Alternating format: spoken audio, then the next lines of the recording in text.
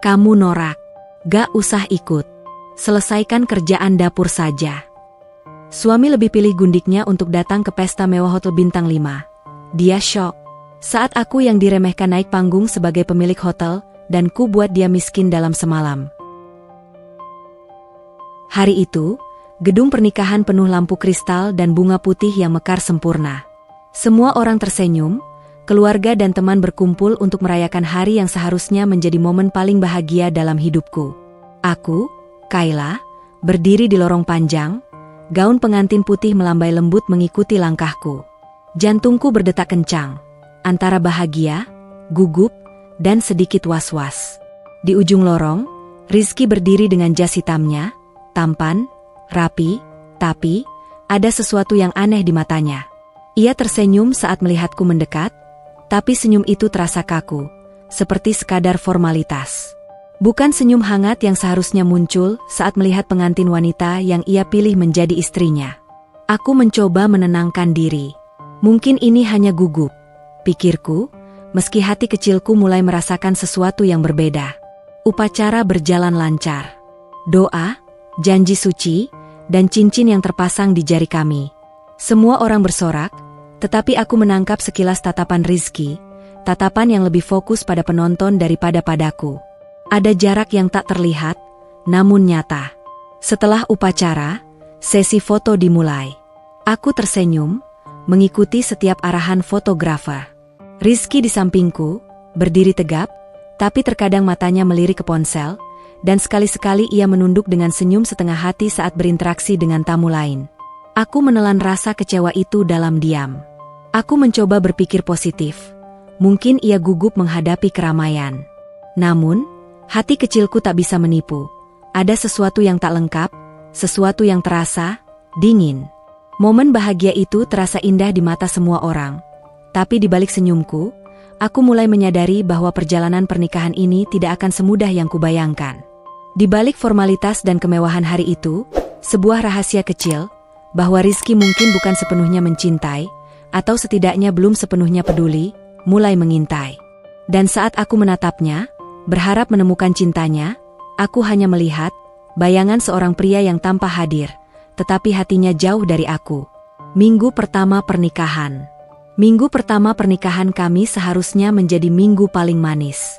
Semua orang bilang, ini masa-masa awal yang penuh cinta, di mana pasangan baru menikmati setiap detik kebersamaan. Namun, kenyataannya berbeda. Pagi pertama kami sebagai suami istri, aku bangun lebih awal dari biasanya. Matahari baru menembus tirai kamar, menyorot dinding yang masih dipenuhi dekorasi pernikahan. Aku tersenyum lembut, membayangkan momen sarapan bersama Rizky.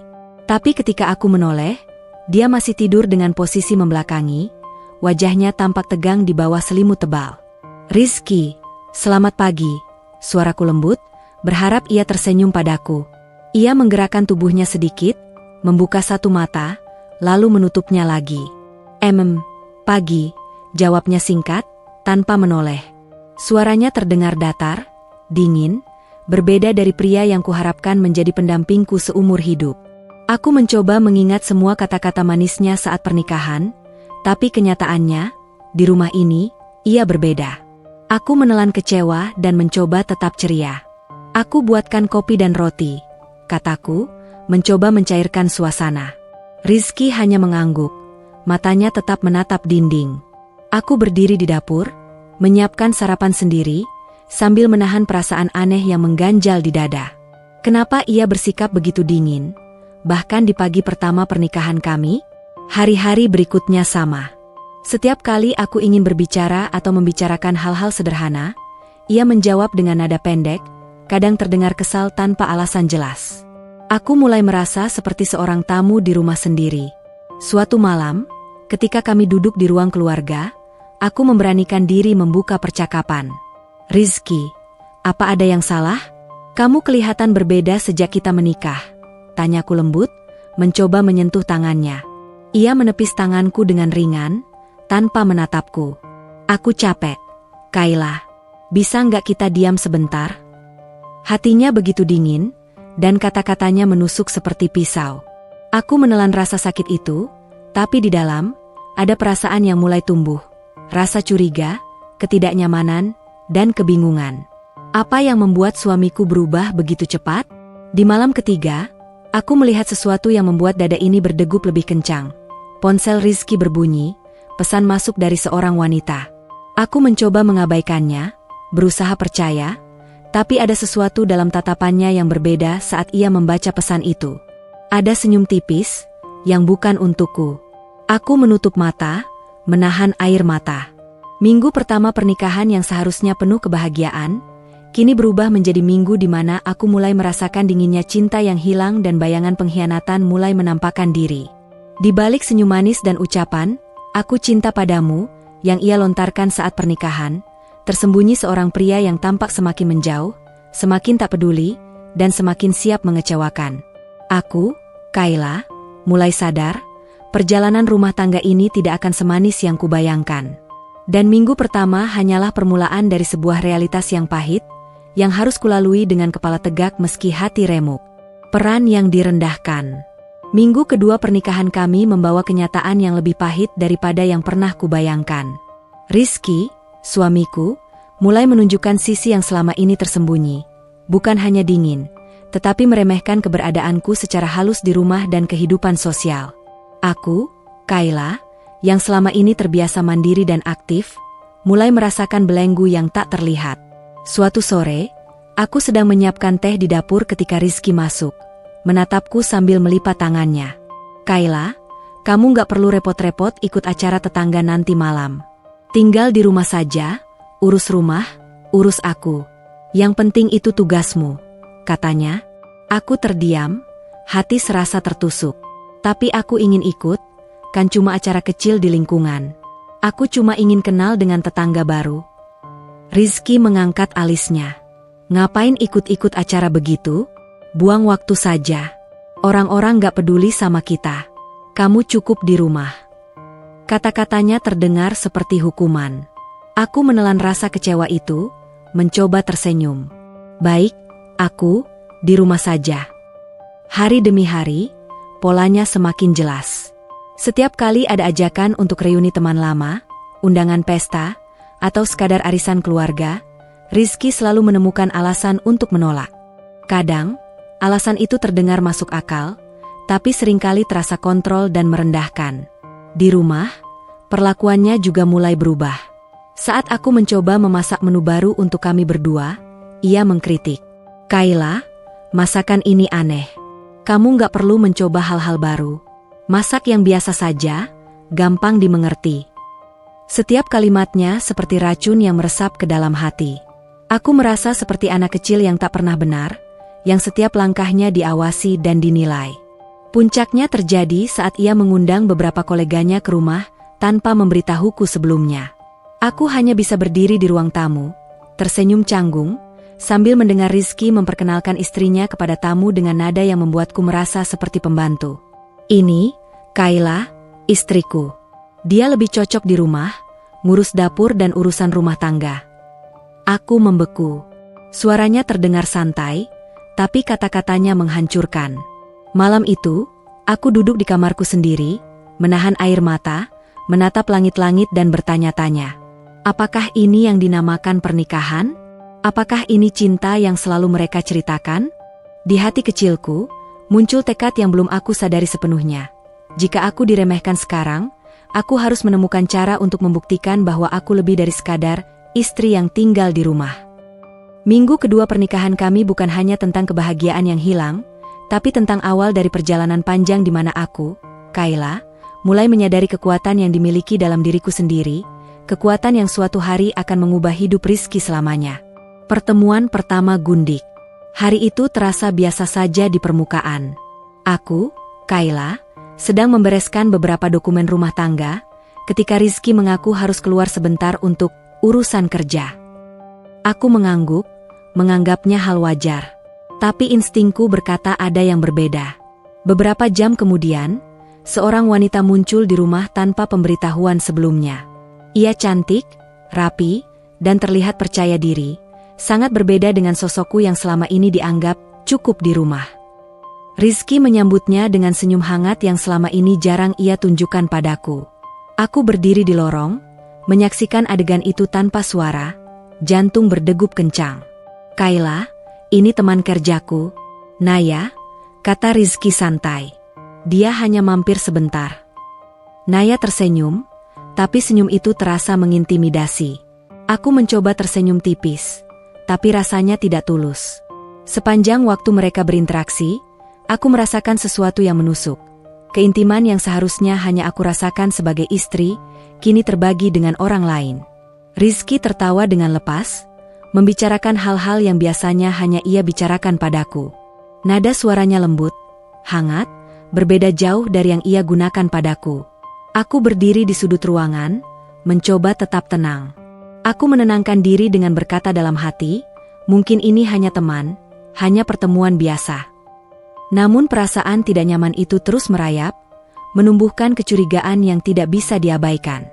Beberapa hari kemudian, aku menemukan fakta yang lebih mengerikan. Rizky sering menerima telepon diam-diam, terkadang menghilang beberapa jam tanpa memberitahuku kemana ia pergi. Aku mencoba bertanya, tapi jawabannya selalu singkat dan defensif. Dan malam itu, ketika aku secara tidak sengaja melihat pesan di layar ponselnya, jantungku hampir berhenti. Kata-kata manis, emoji hati, dan rencana bertemu membuatku merasa seperti dunia runtuh. Wanita itu bukan sekadar teman kerja, ia adalah gundik suamiku. Air mataku menetes tanpa suara. Aku, Kayla, merasa dihianati, direndahkan, dan diabaikan. Semua impian tentang pernikahan bahagia yang kubayangkan seketika hancur. Namun, di balik rasa sakit itu, sesuatu mulai tumbuh, tekad dan kemarahan yang diam-diam. Aku menyadari satu hal, jika Rizky bisa menghina dan mengkhianatiku sekarang, suatu hari aku akan menunjukkan padanya bahwa aku bukan wanita yang bisa dipermainkan. Malam itu, aku duduk di kamar, menatap jendela. Cahaya bulan menembus tirai, menyorot wajahku yang tegang. Aku berbisik pada diri sendiri. Suatu hari nanti, Rizky, kamu akan menyesal telah menganggap aku lemah.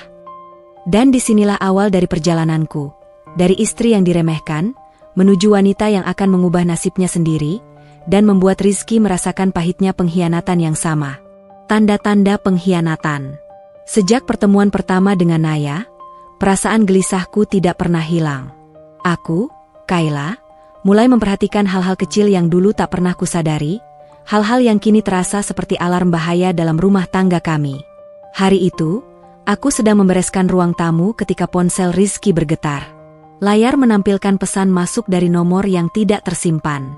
"Sampai nanti malam ya, sayang." Hatiku tercekat. Aku menatapnya lama, tak ingin mempercayai apa yang kulihat, namun perasaan itu menolak berbohong. Aku menelan ludah, berusaha tetap tenang. Saat Rizky masuk, aku bertanya ringan, "Siapa yang kirim pesan ini?" Ia hanya tersenyum tipis, sambil mengalihkan pandangannya. "Ah, cuma teman kerja. Biar saja, nggak penting," katanya datar. Namun nada suaranya terdengar, berbeda. Ada sesuatu yang tersembunyi di balik senyum itu. Sesuatu yang membuat hatiku mencurigai kebenaran yang lebih besar. Hari demi hari, pola yang sama terus muncul. Telepon misterius, pesan singkat yang dibaca dengan cepat, panggilan di luar jam kerja yang tidak jelas. Rizky mulai berubah, lebih sering keluar rumah, lebih sedikit bicara denganku, dan ketika ada di rumah, ia tampak gelisah, mudah tersinggung, atau justru terlalu hangat pada hal-hal kecil yang membuatku merasa terasing. Suatu sore, aku tak sengaja melihat Rizky menutup layar ponselnya begitu aku mendekat. Aku menatapnya dengan hati-hati. "Rizky, apa yang sedang kamu sembunyikan dariku?" Ia menghela napas, menatapku dengan mata dingin. "Kayla, jangan terlalu banyak berpikir. Semua ini nggak ada urusannya denganmu." Kata-katanya menusuk. Bagaimana bisa hal ini tidak ada hubungannya denganku? Aku merasa seperti orang asing di rumah sendiri. Malam itu, saat aku mencoba tidur, pikiranku terus berputar.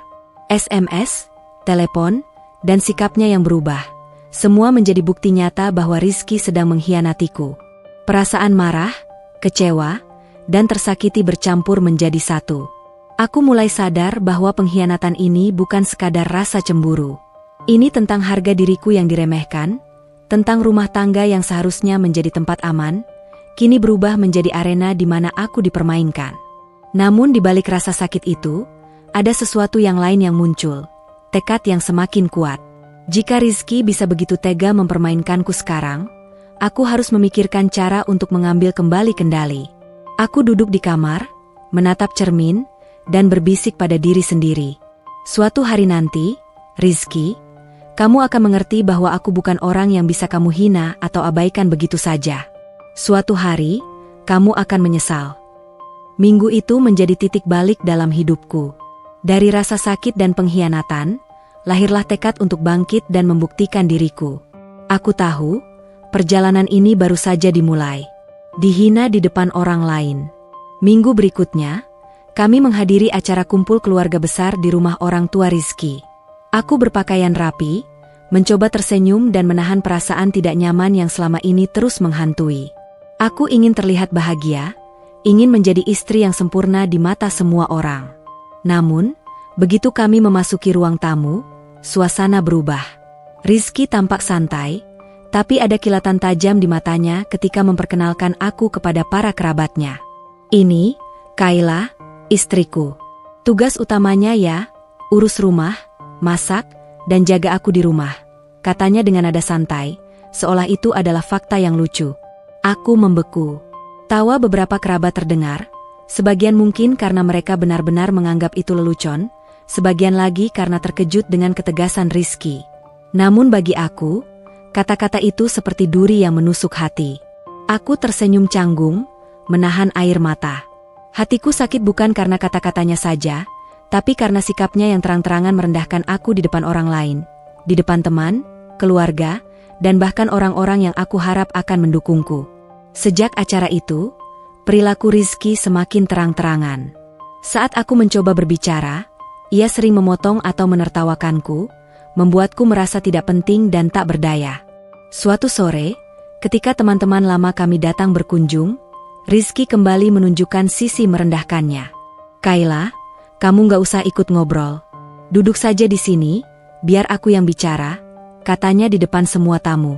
Aku menunduk, menahan rasa malu yang memuncak. Suasana rumah yang seharusnya nyaman kini terasa seperti panggung di mana aku adalah figuran yang diremehkan. Malam itu, setelah tamu pulang, aku duduk di kamar, menatap jendela dan menahan tangis. Aku bertanya pada diri sendiri, apakah ini yang dinamakan pernikahan? Apakah aku salah karena berharap dihargai sebagai istri, bukan hanya sebagai pelengkap rumah? Namun di balik rasa sakit itu, ada sesuatu yang mulai muncul, kemarahan dan tekad. Aku sadar, jika aku terus membiarkan diriku diperlakukan seperti ini, aku akan hancur. Tapi jika aku bangkit, aku bisa membuktikan pada Rizky dan semua orang bahwa aku lebih dari sekadar istri yang diatur dan diremehkan. Aku menepuk pipiku, menahan air mata. Suatu hari nanti, Rizky, semua orang akan tahu siapa Kayla yang sebenarnya. Dan kamu akan menyesal telah mempermalukanku di depan mereka. Malam itu, aku tidur dengan tekad yang lebih kuat. Aku tahu, ini bukan sekadar penghinaan, ini adalah pemicu yang akan menyalakan api untuk membalas dan mengubah hidupku sepenuhnya. Kerjaan dapur saja. Hari itu terasa berat sejak pagi. Aku, Kayla, berdiri di dapur, mencoba menyiapkan sarapan dengan penuh perhatian. Namun hatiku masih terguncang oleh perlakuan Rizky di acara keluarga kemarin, di mana ia dengan santai mempermalukanku di depan semua orang. Rizky masuk ke dapur, melihatku sedang memotong sayur. Matanya menatapku sebentar, lalu suaranya terdengar datar. Kayla, kamu terlalu banyak mengurusi hal-hal yang gak penting. Masak, urus rumah, itu saja cukup. Kamu gak perlu ikut-ikut acara atau coba hal-hal baru, katanya sambil menaruh jasnya di kursi. Aku berhenti sejenak, memegang pisau di tangan. Kata-katanya menusuk. Tapi, aku ingin ikut kelas memasak minggu depan, dan belajar bisnis kecil-kecilan. Aku pikir ini bisa membantu kita di masa depan. Jawabku pelan, mencoba membela diri. Rizky menggeleng. Kayla, yang kamu butuhkan hanyalah urus rumah. Semua hal lain, buang-buang waktu. Aku gak butuh kamu jadi wanita sibuk. Cukup istri rumah tangga. Aku menunduk, menahan air mata. Suaranya terdengar santai, tapi kata-katanya menghancurkan hati. Aku merasa seperti benda yang hanya ada untuk memenuhi kebutuhan rumah tangga dan kesenangannya sendiri. Hari demi hari, pola itu terus berulang. Rizky menertawakan ide-ideku, menolak undangan sosial yang kuinginkan, dan bahkan menyinggung impianku dengan nada mengejek. Kayla, jangan terlalu ambisius. Wanita yang pintar tapi ambisius biasanya bikin repot. Katanya suatu malam ketika aku mencoba membicarakan rencana membuka usaha kecil-kecilan. Hatiku mencelos. Semua impian dan usahaku selama ini terasa seperti dibanting begitu saja. Aku merasa seperti burung yang sayapnya dipotong, tak bisa terbang. Tapi di balik rasa sakit itu, ada sesuatu yang mulai muncul, kemarahan dan tekad yang membara. Aku mulai berpikir, jika Rizky bisa meremehkanku sekarang, suatu hari nanti aku harus menunjukkan kepadanya bahwa aku lebih dari sekadar pekerjaan dapur dan urusan rumah tangga. Malam itu, aku duduk di kamar, menatap cermin. Bayangan wajahku menatap balik dengan mata yang tegas dan penuh tekad. Aku berbisik pada diri sendiri. Rizky, kamu boleh menganggap aku hanya urus dapur sekarang. Tapi suatu hari nanti, aku akan tunjukkan bahwa Kayla punya kekuatan, ambisi, dan kendali atas hidupnya sendiri. Dan kamu akan menyesal pernah meremehkanku. Semangat itu perlahan tumbuh di dalam diriku, meski rasa sakit masih membekas. Aku tahu, ini adalah awal dari perjalanan panjang di mana aku harus bangkit dari hinaan, membuktikan diri, dan meraih kendali atas masa depanku sendiri. Pertengkaran pertama besar. Malam itu, rumah terasa sunyi, hanya suara jam dinding yang berdetak. Aku, Kayla, berdiri di ruang tamu, menatap Rizky yang duduk di sofa sambil memainkan ponselnya. Sudah beberapa hari ini aku menahan perasaan, mencoba bersikap sabar meski hatiku terluka oleh sikapnya. Tapi kali ini, sesuatu dalam diriku meledak. Rizky, kita perlu bicara. Suaraku terdengar tegas, meski hati berdebar. Ia menatapku sebentar, lalu menghela napas. Ngapain, Kayla? Aku capek. Aku merasakan amarah yang menumpuk. Capek? Aku juga capek. Rizky, aku capek diperlakukan seperti anak kecil, dipermainkan, dan diremehkan setiap hari. Aku bukan sekadar istri yang tinggal di rumah. Rizky menatapku, alisnya berkerut. Kayla, jangan lebay. Aku cuma bilang kamu gak perlu ikut-ikut hal yang gak penting. Aku hampir menjerit. Gak penting? Semua yang kulakukan untuk diri sendiri, untuk masa depan kita, kau anggap gak penting. Kau bahkan lebih peduli pada wanita lain daripada aku sendiri. Rizky berdiri, wajahnya memerah, nadanya meninggi. Jangan bicara macam itu. Aku yang bekerja keras, aku yang tanggung jawab semuanya, dan kau malah menyudutkanku dengan omonganmu. Pertengkaran itu meledak. Kata-kata pedas keluar tanpa bisa dikendalikan, menumpuk selama minggu-minggu frustrasi yang tak pernah aku ungkapkan. Aku merasa seperti beban selama ini akhirnya keluar semua. Kau pikir aku senang diperlakukan seperti ini? Aku mencoba bertahan, mencoba jadi istri yang baik, tapi kau malah menghina aku di depan orang, meremehkan ambisiku, dan bahkan bersikap dingin padaku. Apa ini yang dinamakan pernikahan? Rizky, suaraku bergetar, hampir pecah menahan tangis. Rizky menatapku dengan dingin, lalu menoleh pergi, meninggalkan ruang tamu. Aku berdiri di sana, tubuh gemetar, air mata mengalir tanpa suara. Rasa sakit, marah, dan kecewa bercampur menjadi satu. Malam itu, aku duduk di kamar, menatap langit-langit. Aku mulai mempertanyakan semua yang selama ini kuanggap benar. Apakah aku salah memilih pria ini? Apakah cinta yang kuharapkan hanyalah ilusi? Apakah pernikahan ini memang bukan untukku? Namun di balik rasa sakit itu, ada sesuatu yang lain yang muncul. Tekad untuk tidak lagi menjadi korban. Aku menyadari satu hal. Jika aku terus diam dan membiarkan Rizky memperlakukan aku seperti ini, aku akan kehilangan diriku sendiri. Aku menepuk pipiku, menahan air mata. Suatu hari nanti, Rizky, kamu akan menyesal. Aku akan menunjukkan padamu siapa Kayla yang sebenarnya. Dan aku tidak akan membiarkan diriku dihancurkan lagi. Pertengkaran pertama itu bukan hanya tentang kemarahan sesaat. Itu adalah titik balik. Momen ketika aku mulai melihat rumah tangga ini dengan mata terbuka.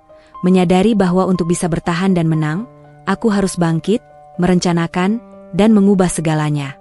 Kekecewaan yang membara. Minggu itu terasa lebih panjang dari biasanya. Aku, Kayla, berjalan di lorong rumah sambil menatap dinding yang dulu kuanggap sebagai saksi kebahagiaan pernikahan. Namun kini, setiap langkah terasa berat, karena di hati ada kekecewaan yang membara, seperti api yang terus menyala tanpa bisa padam. Rizky, suamiku, semakin menunjukkan sisi dinginnya. Ia jarang bicara, sering menutup diri, dan bahkan dalam hal-hal kecil di rumah, ia selalu menemukan cara untuk merendahkanku. Aku mencoba menahan diri, berpikir bahwa ini hanya fase pernikahan awal, tapi kenyataannya, rasa sakit itu semakin nyata. Pagi itu, aku menyiapkan sarapan dengan hati hancur. Aku ingin tersenyum, ingin menghadirkan damai, tapi Rizky masuk dengan langkah tergesa-gesa, menatapku sekilas, lalu berkata, "Kayla, jangan terlalu ribet. Sarapan biasa saja, jangan buang waktu untuk hal-hal mewah." Kata-katanya terdengar santai, tapi hatiku seperti ditusuk. Aku menahan air mata, menegakkan kepala, dan menjawab pelan, "Baik, aku hanya ingin kita sarapan enak bersama." Ia tidak menanggapi, hanya mengambil roti dan kopi, duduk di meja, dan mulai memeriksa ponselnya. Hatiku semakin sakit. Aku merasa seperti benda yang ada hanya untuk memenuhi kebutuhan rumah tangga dan kenyamanannya, bukan sebagai pasangan yang dihargai. Seiring hari berlalu, aku menyadari satu hal yang lebih pahit. Aku masih bertahan. Aku bertahan bukan karena bahagia, tetapi karena status pernikahan dan harapan bahwa suatu saat Rizky akan berubah. Aku ingin mempertahankan rumah tangga ini, walaupun hatiku merasakan luka yang membara setiap hari. Aku duduk di balkon, menatap langit senja.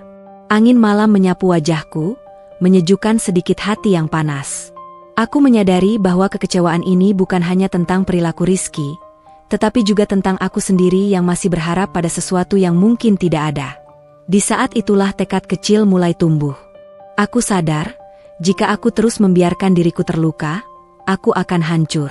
Tapi jika aku mulai merencanakan langkahku, belajar, dan menemukan kekuatan dalam diriku, aku bisa mengubah nasibku, dan bahkan membuat Rizky menyesal karena telah mengabaikanku selama ini. Aku menepuk pipiku, menatap cermin balkon dengan mata yang tegas. "Kayla, jangan biarkan kekecewaan ini membunuhmu. Jadikan ini api yang membakar, bukan abu yang tertinggal. Suatu hari, semua yang meremehkanmu akan melihat siapa dirimu sebenarnya." Malam itu, aku tidur dengan hati yang perih, tapi penuh tekad. Aku tahu, rasa sakit ini adalah awal dari perjalanan panjang. Perjalanan di mana aku harus bangkit, membuktikan diri, dan membalikkan keadaan. Pesta pertama yang dihadiri gundik. Aku, Kayla, berdiri di ruang ganti Hotel Bintang 5, mencoba menenangkan jantung yang berdegup kencang. Malam itu adalah pesta sosial besar, acara yang dihadiri keluarga, teman, dan kolega suami. Seharusnya ini menjadi malam di mana aku bisa tampil elegan sebagai istri, memperlihatkan citra rumah tangga yang harmonis. Namun rasa optimisme itu runtuh begitu aku menerima kabar dari asisten rumah tangga. Naya, wanita yang sudah kurasa ancaman sejak lama, akan hadir di pesta itu sebagai teman kerja Rizky. Aku menelan ludah, menatap cermin. Gaun panjang hitamku indah, rambut tersisir rapi, tapi hatiku terasa hancur. Aku tahu, malam ini bukan hanya tentang pesta. Ini akan menjadi panggung di mana ketidaksetaraan dan pengkhianatan suamiku akan terlihat terang-terangan. Begitu kami tiba, tamu mulai berdatangan. Rizky tampak santai, tersenyum, menyapa setiap orang. Tapi matanya terus mencari Naya, dan ketika ia melihatnya datang, senyum itu berubah menjadi sesuatu yang hangat, dekat, dan terlalu akrab. Aku berdiri di sampingnya, mencoba tersenyum, tapi rasanya seperti topeng yang sulit dipertahankan. Ia memperkenalkanku kepada para tamu. "Ini istriku, Kayla, dan ini Naya, teman kerja." Aku tersenyum tipis, tapi nada suaranya saat menyebutku terdengar seperti sekadar formalitas. Sedangkan saat menyebut Naya, ada sesuatu yang lebih hangat, lebih perhatian, lebih personal. Sepanjang malam, aku menyaksikan mereka berbicara, tertawa, dan berbagi lelucon yang dulu hanya ku tahu dari Rizky untukku. Setiap tawa Naya, Setiap sapaan lembutnya menusuk hati. Aku merasakan rasa sakit yang membara, campur aduk dengan malu karena ini terjadi di depan banyak orang. Di satu titik, seorang tamu berbisik padaku. "Kayla, kalian tampak berbeda. Suami kamu sangat dekat dengan Naya ya." Aku hanya bisa tersenyum kaku, menelan rasa pahit. Malam itu, aku bukan lagi istri yang bahagia. Aku adalah pengamat dari pengkhianatan suami sendiri, merasa terhina dan diremehkan di panggung sosial yang seharusnya menjadi milikku juga. Namun, di balik rasa sakit itu, ada sesuatu yang mulai tumbuh, kemarahan dan tekad untuk membuktikan diri. Aku tahu, jika Rizky bisa bersikap begitu di depan semua orang, maka aku juga harus siap menghadapi ini dengan kekuatan sendiri. Aku menatap cermin di ruang kecil yang disediakan panitia, berbisik pada diri sendiri. Suatu hari nanti, Rizky, bukan Naya yang akan membuatmu terkesan. Aku, Kayla, yang diremehkan sekarang, akan menunjukkan siapa pemilik sebenarnya. Dan semua orang, termasukmu, akan terdiam ketika itu terjadi. Malam itu menjadi titik balik baru. Dari rasa malu dan pengkhianatan publik, lahirlah tekad yang lebih kuat untuk mengambil kendali, membalas, dan membuktikan siapa Kayla yang sebenarnya. Diabaikan saat bersiap pesta. Malam itu, aku, Kayla, berdiri di depan cermin kamar, mencoba menata rambut dan gaun panjang berwarna merah marun yang indah. Malam ini adalah pesta amal penting, dihadiri tokoh-tokoh terkenal dan kolega bisnis Rizky.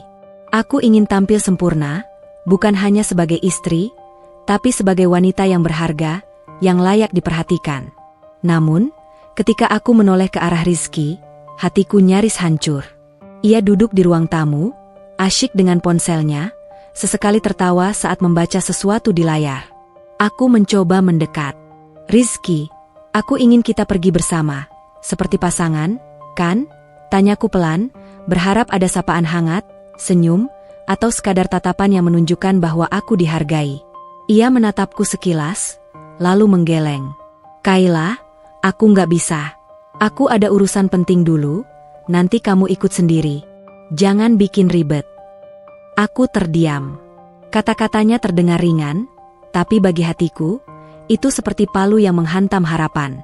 Aku merasa seperti boneka yang dipersiapkan untuk hadir di pesta, tanpa peduli apakah aku nyaman atau tidak. Aku menelan rasa sakit itu, mencoba tersenyum. Baik, aku akan pergi sendiri. Namun di dalam hati, aku merasakan kekecewaan yang membara. Ini bukan pertama kali Rizky mengabaikanku, tapi malam itu rasanya begitu nyata. Dia memilih kesibukannya, urusan sosial, bahkan perhatian pada Naya, dibandingkan mendampingiku. Di pesta, aku berjalan di antara tamu, tersenyum dan menyapa, tapi setiap senyum terasa pahit. Aku menyaksikan pasangan lain saling berpegangan tangan, tertawa bersama, dan aku menyadari betapa hampa pernikahanku saat ini. Aku duduk sendiri di pojok ruangan, menatap cermin yang dipasang di dinding, melihat bayangan diriku yang cantik tapi terluka. Di satu sisi aku merasa marah, di sisi lain aku merasa terluka. Mengapa seorang pria yang kuanggap suami bisa bersikap begitu dingin? Bahkan di momen di mana seharusnya kita terlihat sebagai pasangan? Air mataku menetes, tapi aku menghapusnya secepat mungkin. Aku tidak ingin ada yang melihat kelemahanku. Namun di dalam hati, ada sesuatu yang mulai tumbuh. Tekad untuk tidak lagi bergantung pada perhatian suami, untuk tidak lagi membiarkan diriku dihancurkan, dipermainkan, atau diremehkan. Aku menepuk pipiku, menegakkan kepala, dan berbisik pada diri sendiri. Suatu hari nanti, Rizky, kamu akan menyesal telah mengabaikanku saat aku membutuhkannya. Aku akan berdiri sendiri, lebih kuat, lebih berkuasa, dan semua orang akan tahu siapa Kayla yang sebenarnya. Malam itu, di antara lampu kristal, musik lembut, dan tawa tamu, aku duduk sendiri, tapi hatiku mulai menyala. Aku sadar satu hal, jika aku ingin dihargai, aku harus mulai dari diriku sendiri, tidak menunggu Rizky untuk memberikannya. Dan malam itu menjadi titik awal dari transformasi Kayla dari istri yang diabaikan menjadi wanita yang akan menguasai takdirnya sendiri, dan suatu hari membuat Rizky merasakan pahitnya pengkhianatan dan pengabaian yang sama. Suami dan gundik di hotel mewah. Hari itu, aku, Kayla, duduk di ruang tamu rumah dengan hati yang tak pernah sebegini hancur. Ponselku bergetar, sebuah pesan masuk dari seorang teman yang ingin memberitahu sesuatu yang seharusnya tak ingin kulihat. Foto dan video Rizky, suamiku, bersama Naya. Di lobi Hotel Bintang 5. Dengan tangan gemetar, aku membuka file itu. Sesuatu yang kukira mustahil ternyata nyata. Rizky, yang kuanggap sebagai suami setia, tersenyum lepas, tangan mereka hampir bersentuhan, tertawa bersama. Naya duduk di sampingnya, terlalu akrab, terlalu dekat, terlalu nyaman. Aku menutup mata sejenak, menahan tangis. Dunia seakan runtuh di sekelilingku. Suara jantungku berdetak kencang, napas tersengal, dan hati terasa remuk. Bagaimana bisa ia bersikap begitu di depan semua orang? Sementara di rumah, aku diperlakukan dingin dan diremehkan. Aku merasa seperti tertipu. Semua senyum manis, semua janji cinta, semua kata, "Aku sayang padamu," selama ini, ternyata hanyalah topeng. Suami yang seharusnya menjadi pelindung dan partner hidup, kini terlihat lebih nyaman, lebih hangat dengan wanita lain, di hotel mewah yang seharusnya menjadi simbol keberhasilan kami bersama. Air mataku jatuh, tapi bukan hanya karena sakit. Ada kemarahan yang membara. Aku merasakan pengkhianatan yang nyata, terang-terangan, dan tidak bisa ditoleransi lagi. Malam itu, aku duduk di kamar sendiri, menatap foto itu berulang kali, membayangkan adegan mereka di lobi hotel yang gemerlap. Namun, di balik rasa sakit yang membakar, muncul kesadaran baru. Aku, Kayla, tidak bisa terus menjadi korban. Jika Rizky bisa mempermainkanku sekarang, maka aku harus menemukan cara untuk membalikkan keadaan, membangun kekuatan, dan menunjukkan siapa yang sebenarnya berkuasa. Aku menatap cermin, wajahku pucat tapi mata penuh tekad. Rizky, kamu boleh bersenang-senang dengan Naya sekarang, tapi suatu hari nanti, semua ini akan berubah. Semua aset, semua perhatian, semua yang kau anggap milikmu, akan menjadi milikku. Dan kau akan merasakan pahitnya pengkhianatan yang sama seperti yang kurasakan sekarang. Malam itu, rasa sakit yang membara berubah menjadi api tekad. Aku menyadari satu hal, balas dendamku tidak bisa impulsif, harus direncanakan, dan aku harus bangkit lebih kuat dari sebelumnya. Dari pengkhianatan nyata ini, lahirlah Kayla baru, wanita yang terluka, tapi tidak lagi lemah. Wanita yang akan menuntut haknya dan membalikkan takdirnya. Malam penghinaan di depan tamu. Malam itu, aku, Kayla, berdiri di tengah ruang tamu yang diterangi lampu kristal. Acara keluarga besar diadakan untuk merayakan ulang tahun salah satu kerabat Rizky, dan aku berpikir malam ini akan menjadi kesempatan untuk menunjukkan diriku sebagai istri yang sopan dan anggun. Namun, harapanku hancur seketika. Rizky, suamiku, berdiri di sampingku dengan senyum sinis, menatapku seperti ia sedang menilai sesuatu yang tidak layak. Setiap tamu yang datang, ia sambut hangat, tapi ketika menyebut namaku, nada suaranya berubah, kering, merendahkan, penuh ejekan. Salah satu tamu bertanya tentang pekerjaanku yang baru-baru ini kubahas dengan Rizky. Aku menjawab dengan sopan, mencoba berbagi prestasi kecilku. Aku hanya mencoba ikut kursus manajemen rumah tangga, dan aku ingin memulai bisnis kecil-kecilan, kataku. Rizky tertawa pelan, tetapi cukup keras untuk didengar semua orang. Kayla, cukuplah. Kerjaan rumah saja masih banyak yang belum kelar. Sekarang malah ribet dengan bisnis? Lucu sekali. Tawa itu bukan hanya mengejekku, tapi mempermalukan di depan keluarga dan teman-teman mereka. Aku merasakan wajahku memerah, tubuhku gemetar, dan hati ini hancur. Semua usaha, semua ambisi, seakan tidak berarti apa-apa di matanya. Namun rasa malu itu berubah menjadi kemarahan yang membara. Di balik rasa sakit yang menusuk hati, aku sadar satu hal, aku tidak bisa terus membiarkan diriku dipermainkan. Sepanjang malam, setiap kata-kata Rizky yang menyinggungku menumpuk di dalam hatiku. Ia berbicara dengan tamu lain, menertawakan ketidaksempurnaku, menekankan bahwa aku hanyalah istri yang cukup urus rumah. Aku duduk di pojok, menahan air mata, menatap cermin di ruang tamu.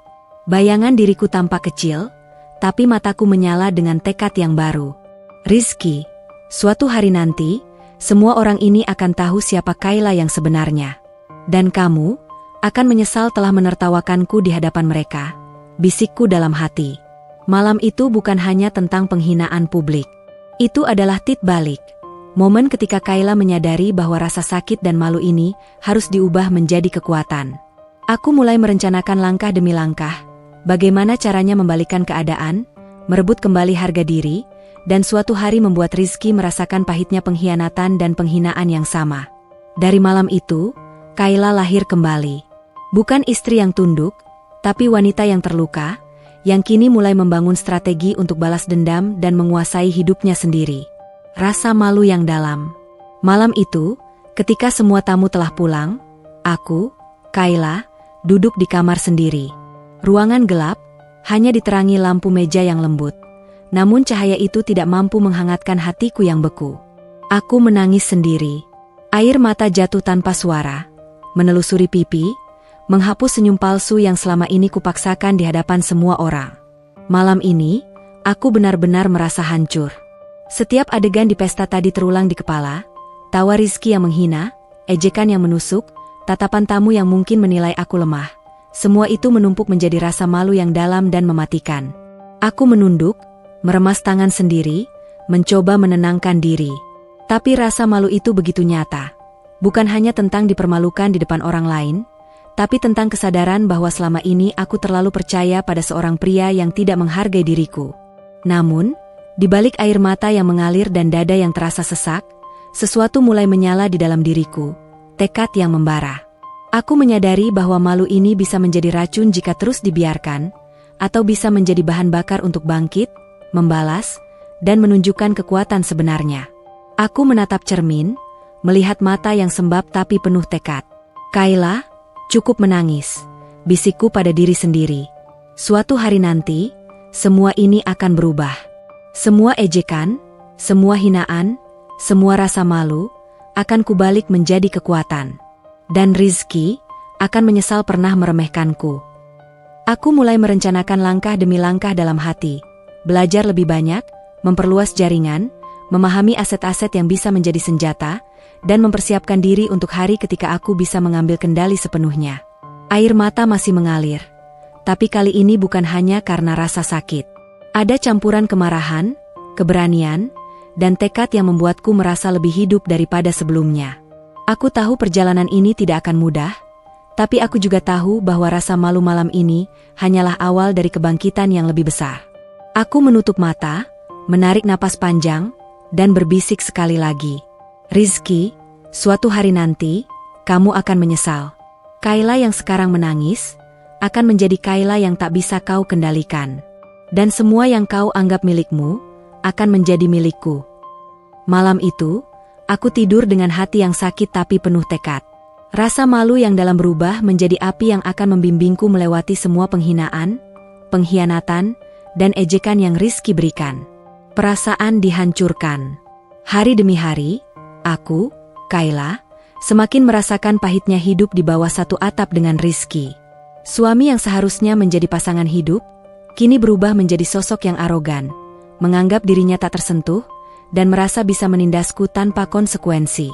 Pagi itu, aku sedang menata rumah ketika Rizky masuk dengan wajah serius. Ia menatapku sebentar, lalu berkata, "Kayla, meja makan ini nggak rapi. Lagi-lagi kamu bikin berantakan. Kamu ini nggak belajar dari kesalahan?" Aku menelan ludah, mencoba menjelaskan, tapi aku sudah membereskan semuanya. Rizky, kalau ada yang salah, aku bisa. Ia mengangkat tangan, menghentikanku dengan nada tinggi. "Ngomong apa sih? Aku capek dengar alasanmu. Cukup kerjaan dapur, itu saja yang kamu bisa. Sisanya jangan ikut campur." Hatiku terasa hancur. Kata-katanya tidak hanya menghina kemampuanku, tapi juga menghancurkan harga diri dan perasaan keberdayaanku. Aku merasa seakan semua usaha, semua pikiran, semua ambisi yang kupunya selama ini dianggap sia-sia. Hari-hari berikutnya semakin berat. Rizky sering datang ke rumah dengan muka sombong, terlihat percaya diri seakan ia tidak akan pernah menghadapi konsekuensi dari tindakannya. Ia memperlakukan aku seperti pegawai rumah tangga yang harus menurut tanpa suara. Bahkan kata-kata kecil pun bisa berubah menjadi hinaan, menekan hati, dan membuatku merasa tidak berdaya. Aku duduk di kamar, menatap dinding putih yang hampa. Setiap ejekan dan pengabaian Rizky seperti pisau yang terus menusuk perasaanku. Aku merasakan perasaan dihancurkan, dipermainkan, dan diremehkan setiap hari. Namun, di balik rasa sakit yang terus menumpuk, ada sesuatu yang mulai muncul, kemarahan yang perlahan berubah menjadi tekad. Aku sadar satu hal, jika aku terus membiarkan diriku dihancurkan, aku akan hilang sebagai Kayla yang dulu mandiri dan percaya diri. Aku menarik napas panjang, menatap cermin. Mataku merah, tapi penuh dengan tekad. Rizky, kamu boleh bersikap arogan, merasa bisa menindasku sepuasnya. Tapi suatu hari, semua yang kamu anggap kendali dan kekuasaan, akan kubalik. Kamu akan merasakan pahitnya, sama seperti aku merasakan sakitmu sekarang. Momen itu menjadi titik balik. Aku tidak lagi hanya seorang istri yang terluka dan dipermainkan. Aku mulai menyusun strategi, mengumpulkan kekuatan, dan merencanakan balas dendam. Rizky boleh arogan sekarang, tapi aku tahu satu hal. Perasaan dihancurkan ini akan menjadi bahan bakar untuk kebangkitan Kayla yang lebih kuat, cerdas, dan tak terkalahkan. Menemukan peluang bisnis. Setelah berhari-hari merasakan hinaan dan pengkhianatan suami, aku, Kayla, duduk di kamar dengan laptop di depan. Mata masih sembab dari tangis yang terus menumpuk. Tapi kali ini ada sesuatu yang berbeda, tekad yang membara dan dorongan untuk bangkit. Aku mulai menyadari satu hal. Jika aku ingin dihargai, jika aku ingin membalikkan keadaan, aku tidak bisa menunggu Rizky berubah. Aku harus mulai dari diriku sendiri. Aku harus menemukan cara untuk menguasai hidupku sendiri, membangun kekuatan, dan merebut kembali kendali atas semua yang seharusnya menjadi milikku. Hari itu, aku mulai mencari peluang bisnis. Awalnya hanya mencari informasi sederhana, investasi kecil, kursus online, tips membeli aset properti. Namun semakin aku menyelami dunia itu, semakin aku menyadari bahwa ada peluang besar di depan mataku, jika aku berani mengambil langkah pertama. Aku mengalokasikan sebagian tabungan pribadiku, yang selama ini kubiarkan tersimpan sebagai dana darurat, untuk membeli beberapa aset kecil, saham, properti kecil, dan bahkan kursus manajemen bisnis. Semua dilakukan secara diam-diam, karena aku tahu Rizky akan menertawakannya jika mengetahuinya. Setiap malam, setelah Rizky tidur atau sibuk dengan urusannya sendiri, aku duduk belajar. Aku menulis rencana, membuat catatan, menghitung kemungkinan untung dan rugi. Semua dilakukan dengan hati-hati, rapi, dan penuh tekad.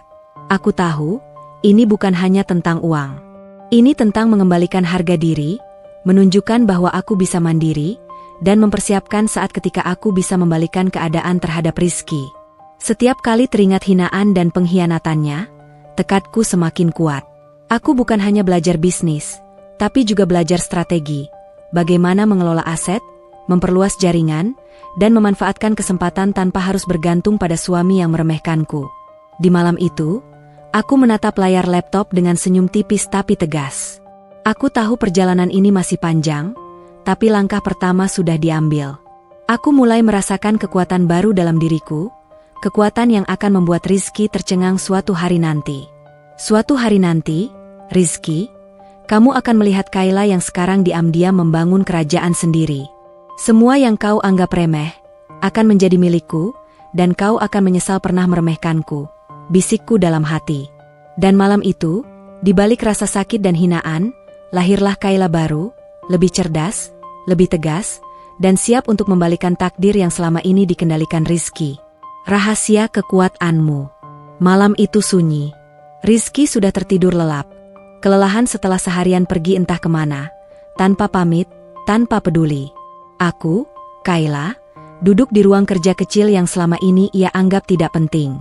Lampu redup menyala, dan di depanku terbuka sebuah map coklat tua yang kusimpan rapat selama bertahun-tahun. Tanganku sedikit gemetar, bukan karena takut, melainkan karena kesadaran penuh akan kekuatan yang selama ini kusimpan dalam diam.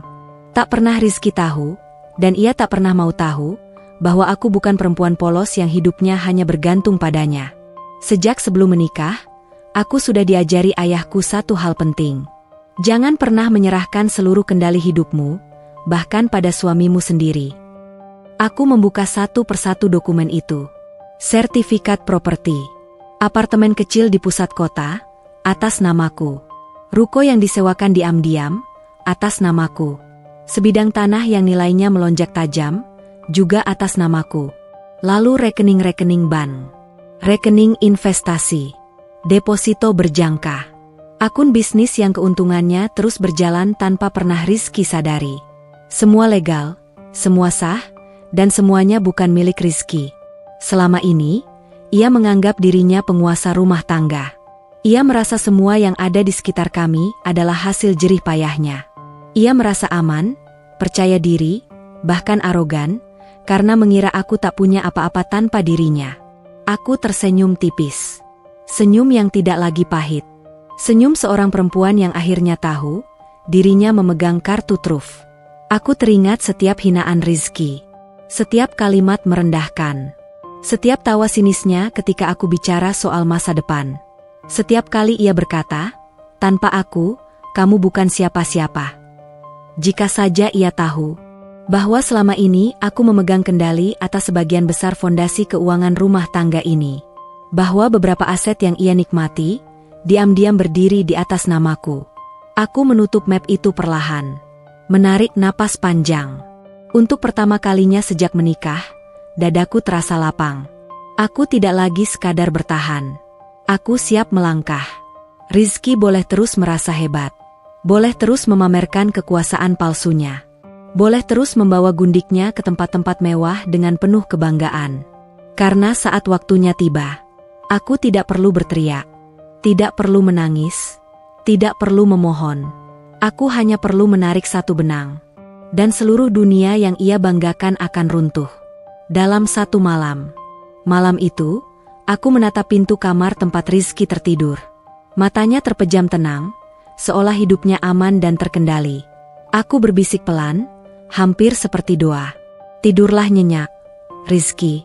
Karena kamu sama sekali tidak tahu siapa aku sebenarnya.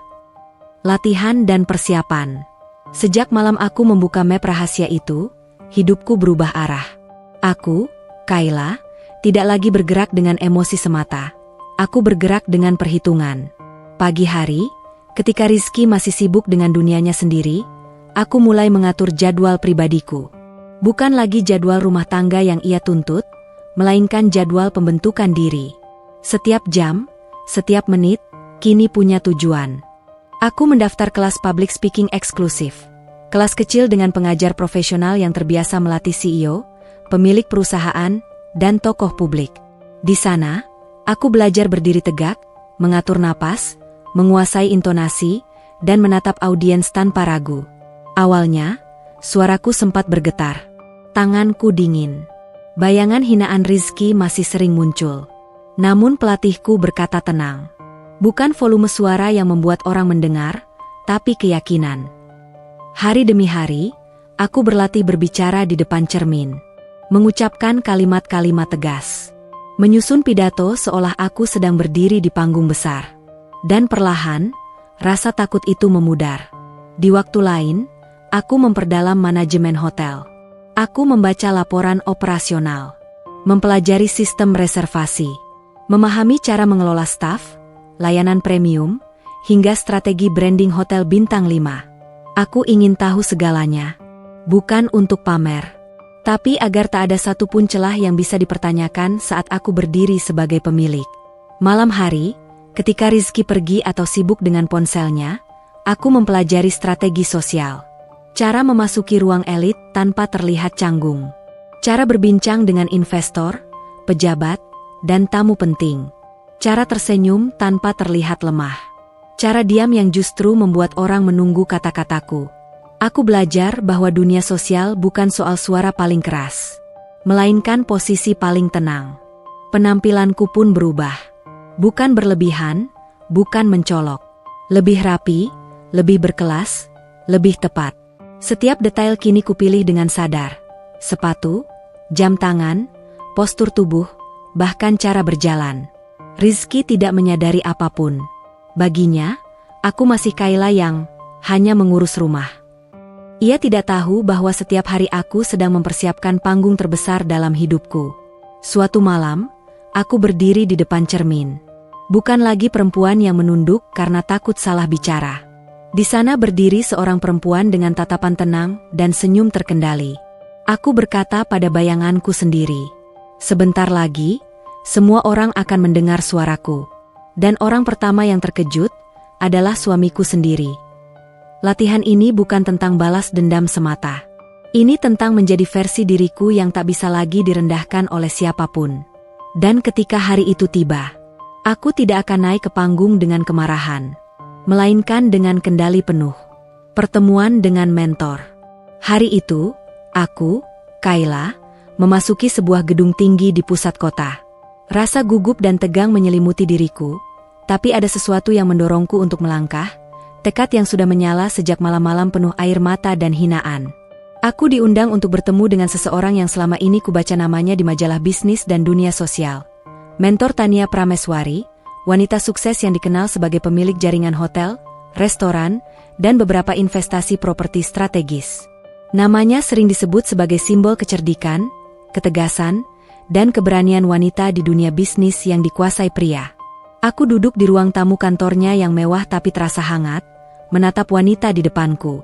Tania tidak sekadar melihatku, ia menatap mata dan aura seseorang yang haus akan perubahan. Kayla, aku dengar kamu ingin membangun sesuatu.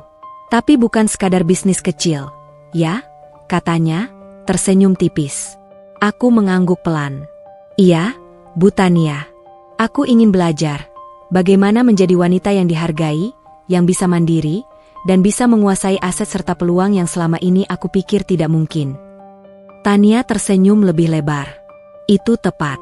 Tapi ingat, jalan menuju kekuasaan dan kesuksesan bukan hanya soal uang atau aset. Itu soal strategi, psikologi, dan keberanian mengambil keputusan saat orang lain meremehkanmu. Aku merasa seperti mendapatkan cahaya di tengah kegelapan. Selama ini, aku berjuang diam-diam, belajar bisnis, public speaking, dan manajemen hotel. Tapi tanpa bimbingan, semua langkahku masih seperti seorang pejuang yang menebak arah. Mentor itu mulai mengajariku strategi nyata. 1. Menganalisis lawan dan peluang, bagaimana melihat orang lain, termasuk Rizky, dari perspektif psikologi, kapan mereka lemah, kapan mereka terlalu percaya diri. 2. Membangun citra diri, tidak sekadar cantik dan sopan, tapi bagaimana setiap gerak, kata, dan tatapan menjadi simbol kekuatan. 3. Mengelola aset secara profesional, memanfaatkan properti, rekening, dan investasi untuk menciptakan arus kas yang memberdayakan, bukan tergantung pada suami. 4. Memasuki dunia sosial elit dengan aman, cara berinteraksi dengan orang penting tanpa terlihat mencolok, tetapi tetap meninggalkan kesan tak terlupakan. 5. Mengatur langkah balas dendam yang elegan, bagaimana menunggu waktu yang tepat, merencanakan strategi, dan menggunakan kekuatan yang selama ini tersembunyi. Setiap kata yang diucapkan Tania terasa seperti kunci yang membuka pintu baru dalam pikiranku. Aku menyadari bahwa aku tidak perlu menunggu Rizky untuk memberi kekuatan atau pengakuan.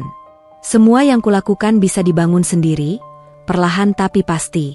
Sebelum aku pulang, Tania menepuk bahuku. Kayla, jangan biarkan rasa sakit menguasaimu. Gunakan itu sebagai bahan bakar. Suatu hari nanti, kamu akan berdiri di atas panggungmu sendiri, bukan sebagai istri yang dipermainkan, tapi sebagai wanita yang memegang kendali. Di perjalanan pulang, aku merasa hati dan pikiranku berubah total. Semua hinaan, ejekan, pengkhianatan Rizky, semua rasa malu yang dulu membekap, kini berubah menjadi bahan bakar untuk transformasi. Aku mulai membayangkan masa depan. Diriku berdiri di depan para investor. Diriku mengelola properti dan hotel dengan percaya diri.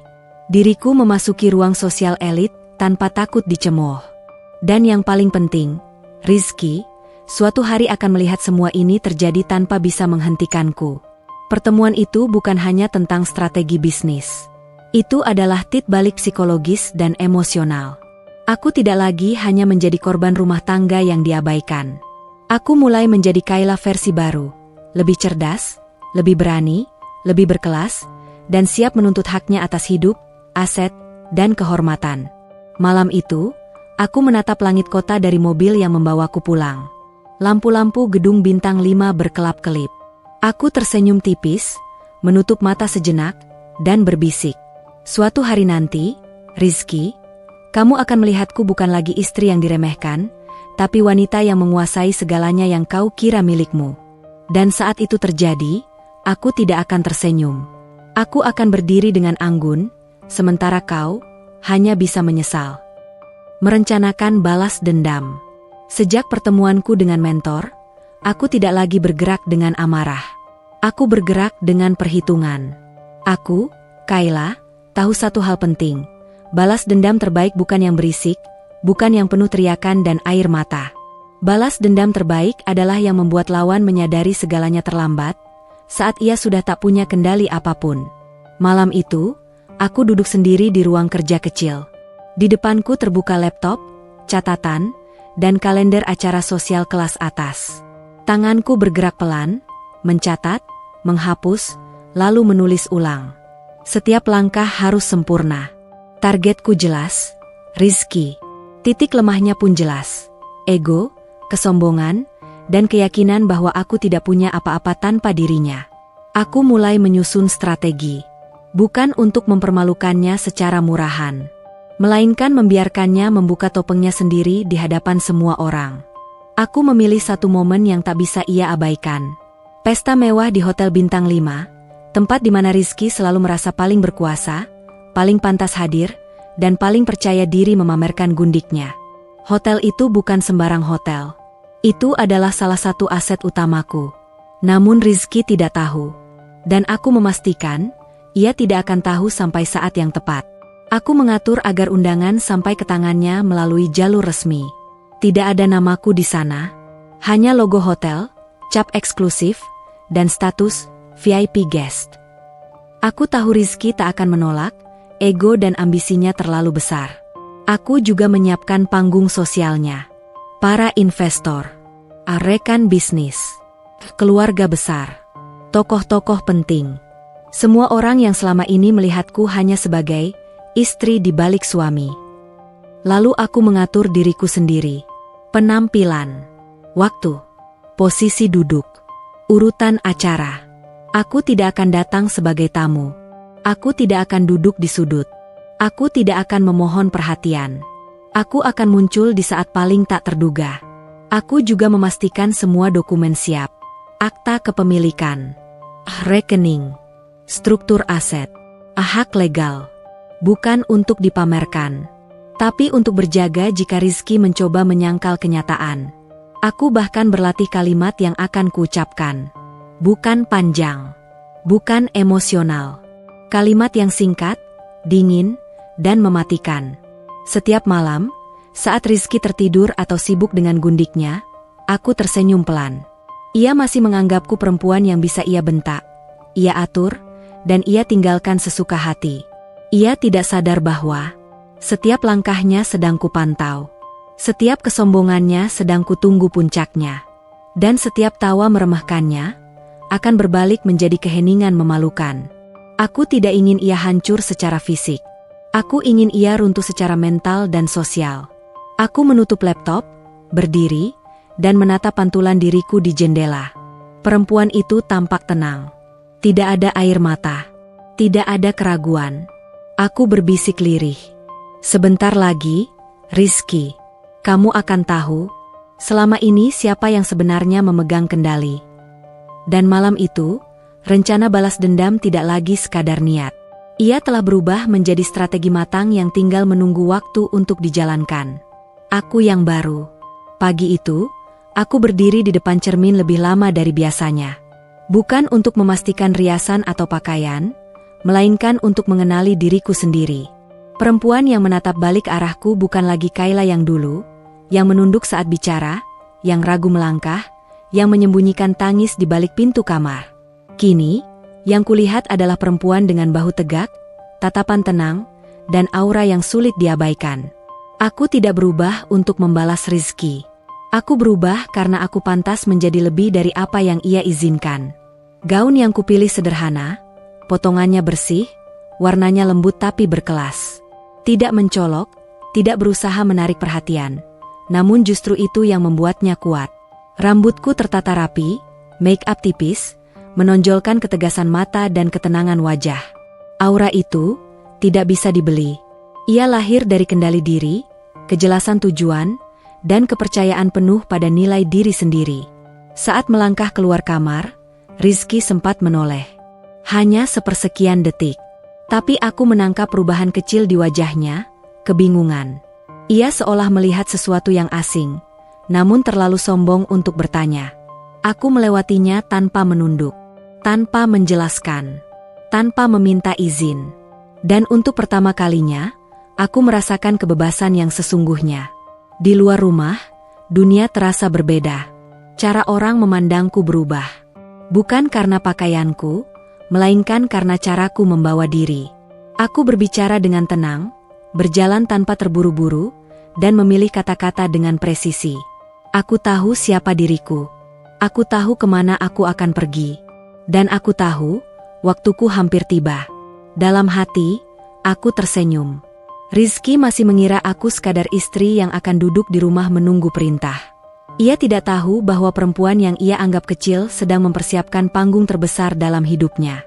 Malam itu, aku menatap bayanganku sekali lagi. Bukan dengan keraguan, melainkan dengan pengakuan penuh. Ini aku yang baru, dan tidak ada satupun orang, termasuk suamiku, yang bisa meremehkanku lagi. Aku menarik napas dalam. Tenang. Siap. Karena ketika aku melangkah ke pesta itu nanti, aku tidak akan datang untuk meminta pengakuan. Aku akan datang untuk mengambil kembali semua yang menjadi hakku. Masuk ke dunia sosialitas. Langkahku ke dunia sosialitas dimulai diam-diam. Aku, Kayla, tahu bahwa balas dendam yang cerdas bukan tentang menghadapi Rizky secara langsung, tapi tentang menguasai ruang di mana ia merasa berkuasa, dunia sosial, bisnis, dan elit yang selama ini ia gunakan untuk memamerkan diri dan gundiknya. Awalnya, semuanya terasa asing. Ballroom hotel, lounge eksklusif, deretan tamu berpakaian rapi, dengan percakapan tentang investasi, saham, properti, dan proyek-proyek besar yang sulit kupahami tanpa mentor. Aku mengamati semuanya dengan cermat, mencatat, dan meniru bahasa, gestur, dan cara mereka berinteraksi. Aku mulai menghadiri seminar bisnis, undangan amal, gala dinner, dan konferensi hotel mewah, semua atas namaku sendiri, bukan sebagai istri Rizky yang selama ini dianggap lemah. Di setiap kesempatan, aku menanamkan kehadiranku dengan tenang tapi terlihat anggun. Aku belajar satu hal penting. Keanggunan bukan hanya soal penampilan, tapi juga soal cara berbicara, cara berjalan, dan cara mendengarkan orang lain. Aku berbicara dengan percaya diri, tapi tidak berlebihan.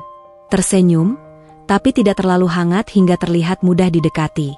Dalam beberapa bulan, jaringan sosial dan bisnisku mulai terbentuk. Aku bertemu pemilik hotel lain, investor properti, dan pengusaha muda yang cerdas. Mereka mulai mengenal namaku, Kayla, perempuan yang penuh strategi, anggun, dan mandiri. Beberapa bahkan mulai mengundangku untuk bergabung dalam proyek atau diskusi bisnis eksklusif. Setiap interaksi bukan hanya membangun reputasi, tapi juga menanamkan informasi tersembunyi kepada Rizky. Tanpa ia sadari, aku muncul di lingkaran yang selama ini ia gunakan sebagai arena pamer, tetapi kali ini, aku hadir bukan sebagai pendamping, melainkan seseorang yang memegang kekuatan nyata. Aku juga belajar politik sosial. Bagaimana membuat orang tertarik untuk berbicara padaku. Bagaimana menampilkan diri sebagai sosok yang elegan dan kredibel. Bagaimana menunjukkan kepercayaan diri yang membuat orang lain, termasuk Rizky, mulai meragukan posisinya sendiri. Setiap malam, aku pulang dengan catatan baru, strategi baru, dan ide yang semakin matang. Aku mulai merasakan sesuatu yang luar biasa. Kebebasan yang selama ini tidak pernah kurasakan saat hidup di bawah bayang-bayang Rizky. Rizky, di sisi lain, tetap sama. Masih arogan, masih mengabaikanku, masih merasa dunia ini miliknya. Ia tidak menyadari bahwa setiap langkahnya di dunia sosial adalah panggung yang kuamati, dan setiap kesombongannya diam-diam aku catat untuk dijadikan senjata. Aku tersenyum sendiri suatu malam ketika menatap daftar kontak yang mulai terbentuk. Investor, teman sosial elit, dan beberapa pemilik hotel yang mulai mengenalku. Suatu hari nanti, ketika aku memilih momen yang tepat, semua ini akan menjadi alatku untuk membalikan keadaan, Dunia yang selama ini dipenuhi hinaan dan pengkhianatan akan menjadi panggungku untuk menunjukkan siapa Kayla yang sebenarnya. Dan saat itu tiba, Rizky akan melihat dengan mata kepalanya sendiri. Perempuan yang ia anggap kecil, lemah, dan tak berarti telah berubah menjadi sosok yang tidak bisa diabaikan oleh siapapun, dan ia sendiri baru akan menyadari posisinya terlalu terlambat. Membeli hotel mewah. Hari itu, aku berdiri di depan hotel bintang 5 yang selama ini menjadi simbol gengsi dan kesombongan Rizky. Gedung itu megah, lampu kristalnya bersinar terang, dan setiap sudutnya memancarkan aura kemewahan. Namun, malam ini bukan sekadar tentang kemewahan. Malam ini adalah titik balik hidupku. Aku, Kayla, bukan lagi istri yang menunduk saat dihina. Aku berdiri di sini sebagai pemilik sah hotel ini, dengan akta kepemilikan atas namaku sendiri, tanpa Rizky tahu sedikit pun. Prosesnya tidak mudah. Aku diam-diam membeli hotel ini melalui agen terpercaya, menggunakan sebagian aset dan rekening yang selama ini tersembunyi darinya. Setiap dokumen, setiap transaksi, setiap tanda tangan, semuanya legal, rapi, dan sepenuhnya berada di bawah kontrolku. Saat notaris menyerahkan akta kepemilikan padaku, tanganku gemetar, bukan karena takut, tapi karena rasa kemenangan yang mendalam. Selama ini aku diremehkan, diabaikan, bahkan dipermainkan. Namun sekarang, aku memiliki sesuatu yang tidak bisa ia ambil dariku. Aku menatap bangunan itu dari jauh, bayangan diriku tercermin di kaca besar. Ada perasaan aneh di hatiku, campuran kebanggaan, kekuatan, dan kepuasan yang tenang. Aku bukan orang yang membalas dengan amarah atau hinaan murahan. Aku membalas dengan aksi elegan yang tidak bisa disangkal. Langkah ini bukan hanya simbol kekuasaan finansial. Ini adalah pernyataan sosial. Aku bisa menghadiri pesta, konferensi, dan acara elit lain tanpa bergantung pada Rizky. Semua orang yang dulu menertawakanku kini akan melihatku sebagai seorang pemimpin, seorang wanita sukses, dan pemilik bisnis besar. Aku membayangkan momen ketika Rizky mengetahui hal ini. Matanya akan membesar, mulutnya ternganga, dan untuk pertama kalinya, ia akan sadar bahwa ia telah salah menilai diriku selama ini. Semua hinaan, ejekan, dan pengabaian yang ia berikan akan terasa sia-sia. Aku menutup mata sejenak, menarik napas panjang, dan tersenyum. Ini baru permulaan. Hotel ini bukan hanya aset. Ini adalah senjata balas dendamku yang paling elegan, simbol bahwa Kayla yang dulu lemah kini berdiri sebagai penguasa, bukan hanya atas properti, tetapi atas hidupnya sendiri. Malam itu, aku menatap cahaya lampu hotel, dan dalam hati berbisik, Rizky, kau boleh terus berpura-pura hebat di pesta dan dunia sosial. Tapi hotel ini, dan semua yang akan kubangun dari sini, adalah milikku. Dan suatu hari, kau akan merasakan pahitnya menyepelekan seorang perempuan yang kau kira lemah. Langkah ini menandai transisi total Kayla, dari perempuan yang diabaikan menjadi wanita yang menguasai dunia yang selama ini dianggap Rizky miliknya. Suami mulai merasa ada yang berubah. Perubahan itu tidak datang dengan suara keras. Tidak ada pengumuman, tidak ada konfrontasi. Tapi justru karena itulah Rizky mulai merasa tidak nyaman. Aku, Kayla, masih menjalani hari-hari seperti biasa, setidaknya di matanya. Aku tetap bangun pagi, tetap tenang, tetap bicara seperlunya. Namun ada sesuatu yang tak bisa ia jelaskan, aku tidak lagi bereaksi. Dulu, setiap kata dinginnya akan membuatku terdiam. Setiap nada merendahkannya akan membuatku ragu. Sekarang, aku hanya menatapnya sekilas, lalu melanjutkan aktivitasku. Itu membuatnya gelisah. Suatu sore, saat aku bersiap keluar rumah, Rizky berdiri di ambang pintu. Tatapannya menyapu penampilanku, bukan dengan ejekan seperti biasa, melainkan dengan kebingungan. "Kamu mau kemana?" tanyanya, nadanya datar tapi penuh curiga. "Urusan," jawabku singkat.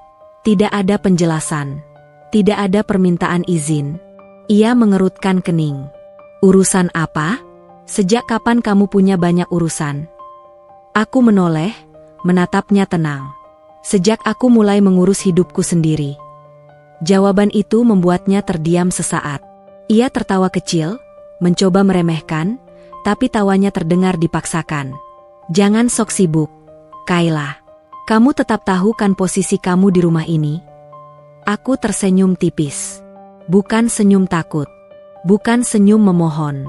Senyum seseorang yang tahu sesuatu yang belum diketahui lawannya. Posisiku jelas. Jawabku pelan. Dan aku nyaman dengan itu. Itu justru membuat Rizky semakin tidak tenang. Hari-hari berikutnya, ia mulai memperhatikan hal-hal kecil. Telepon yang tak lagi bisa ia cek. Jadwalku yang rapi dan padat. Cara bicaraku yang kini lebih singkat tapi tegas.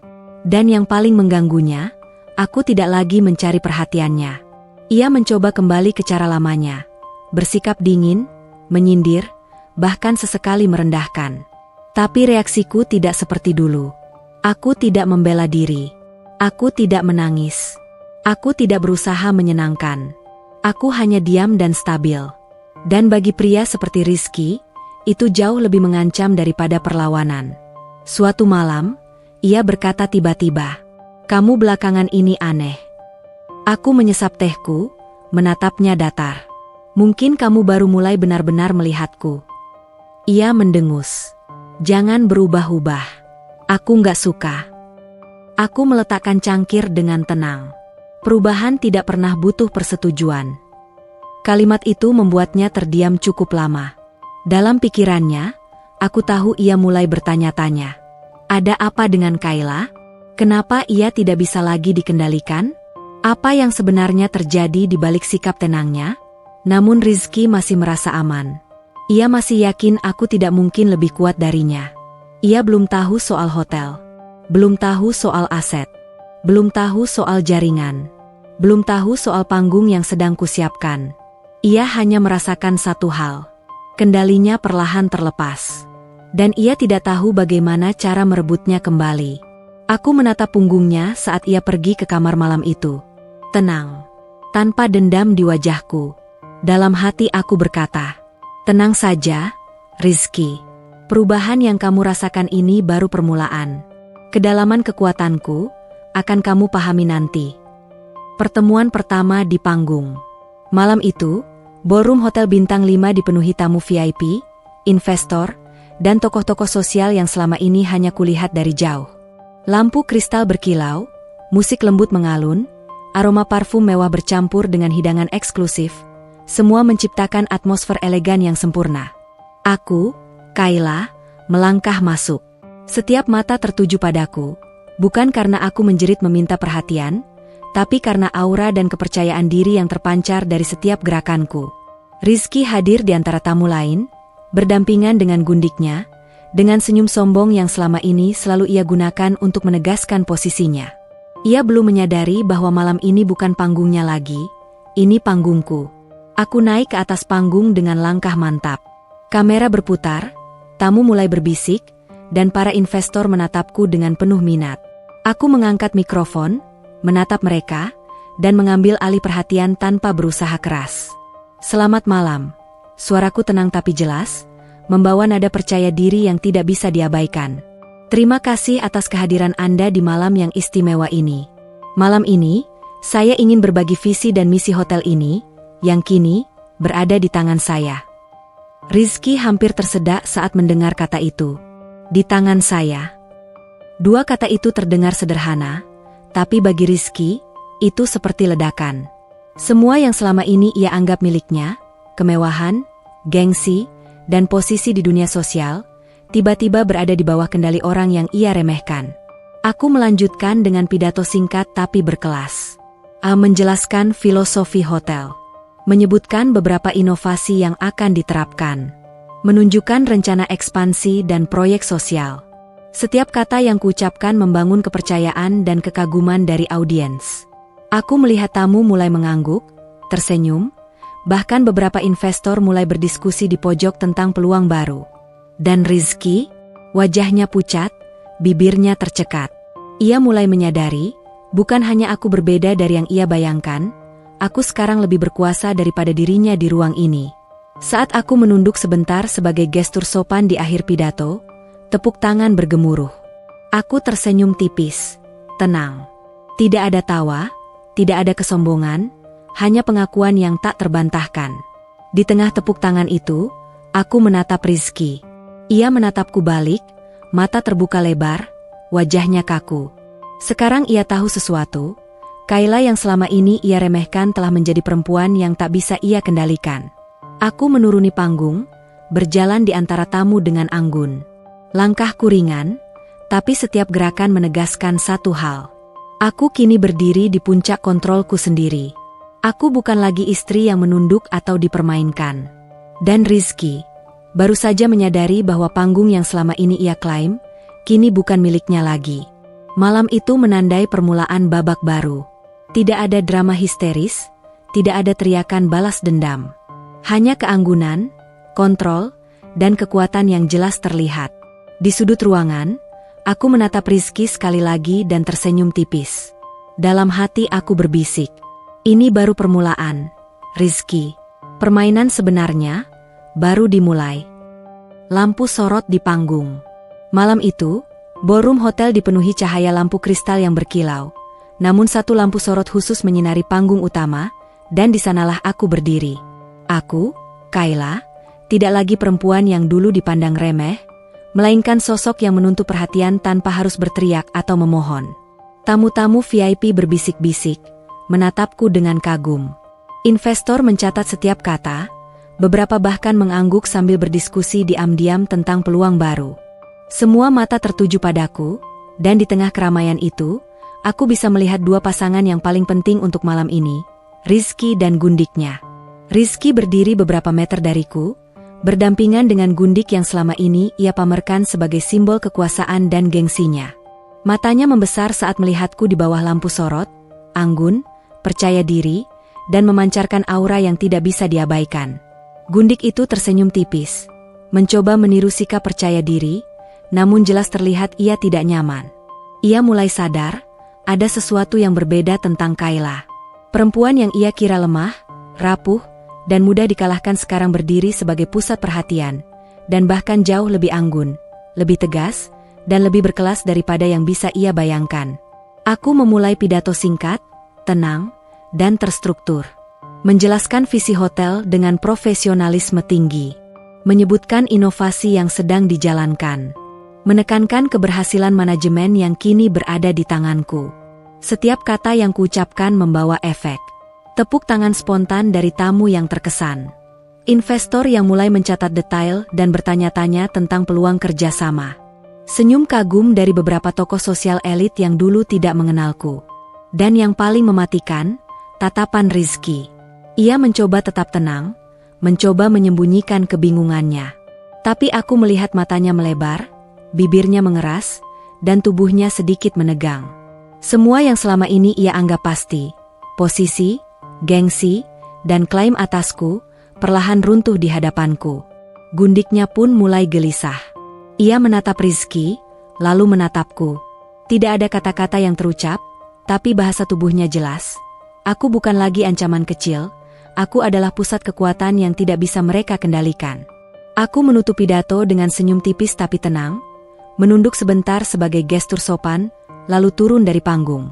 Langkahku mantap, tidak terburu-buru, penuh aura kendali. Semua mata masih tertuju padaku. Beberapa tamu bahkan berbisik, siapa dia sebenarnya?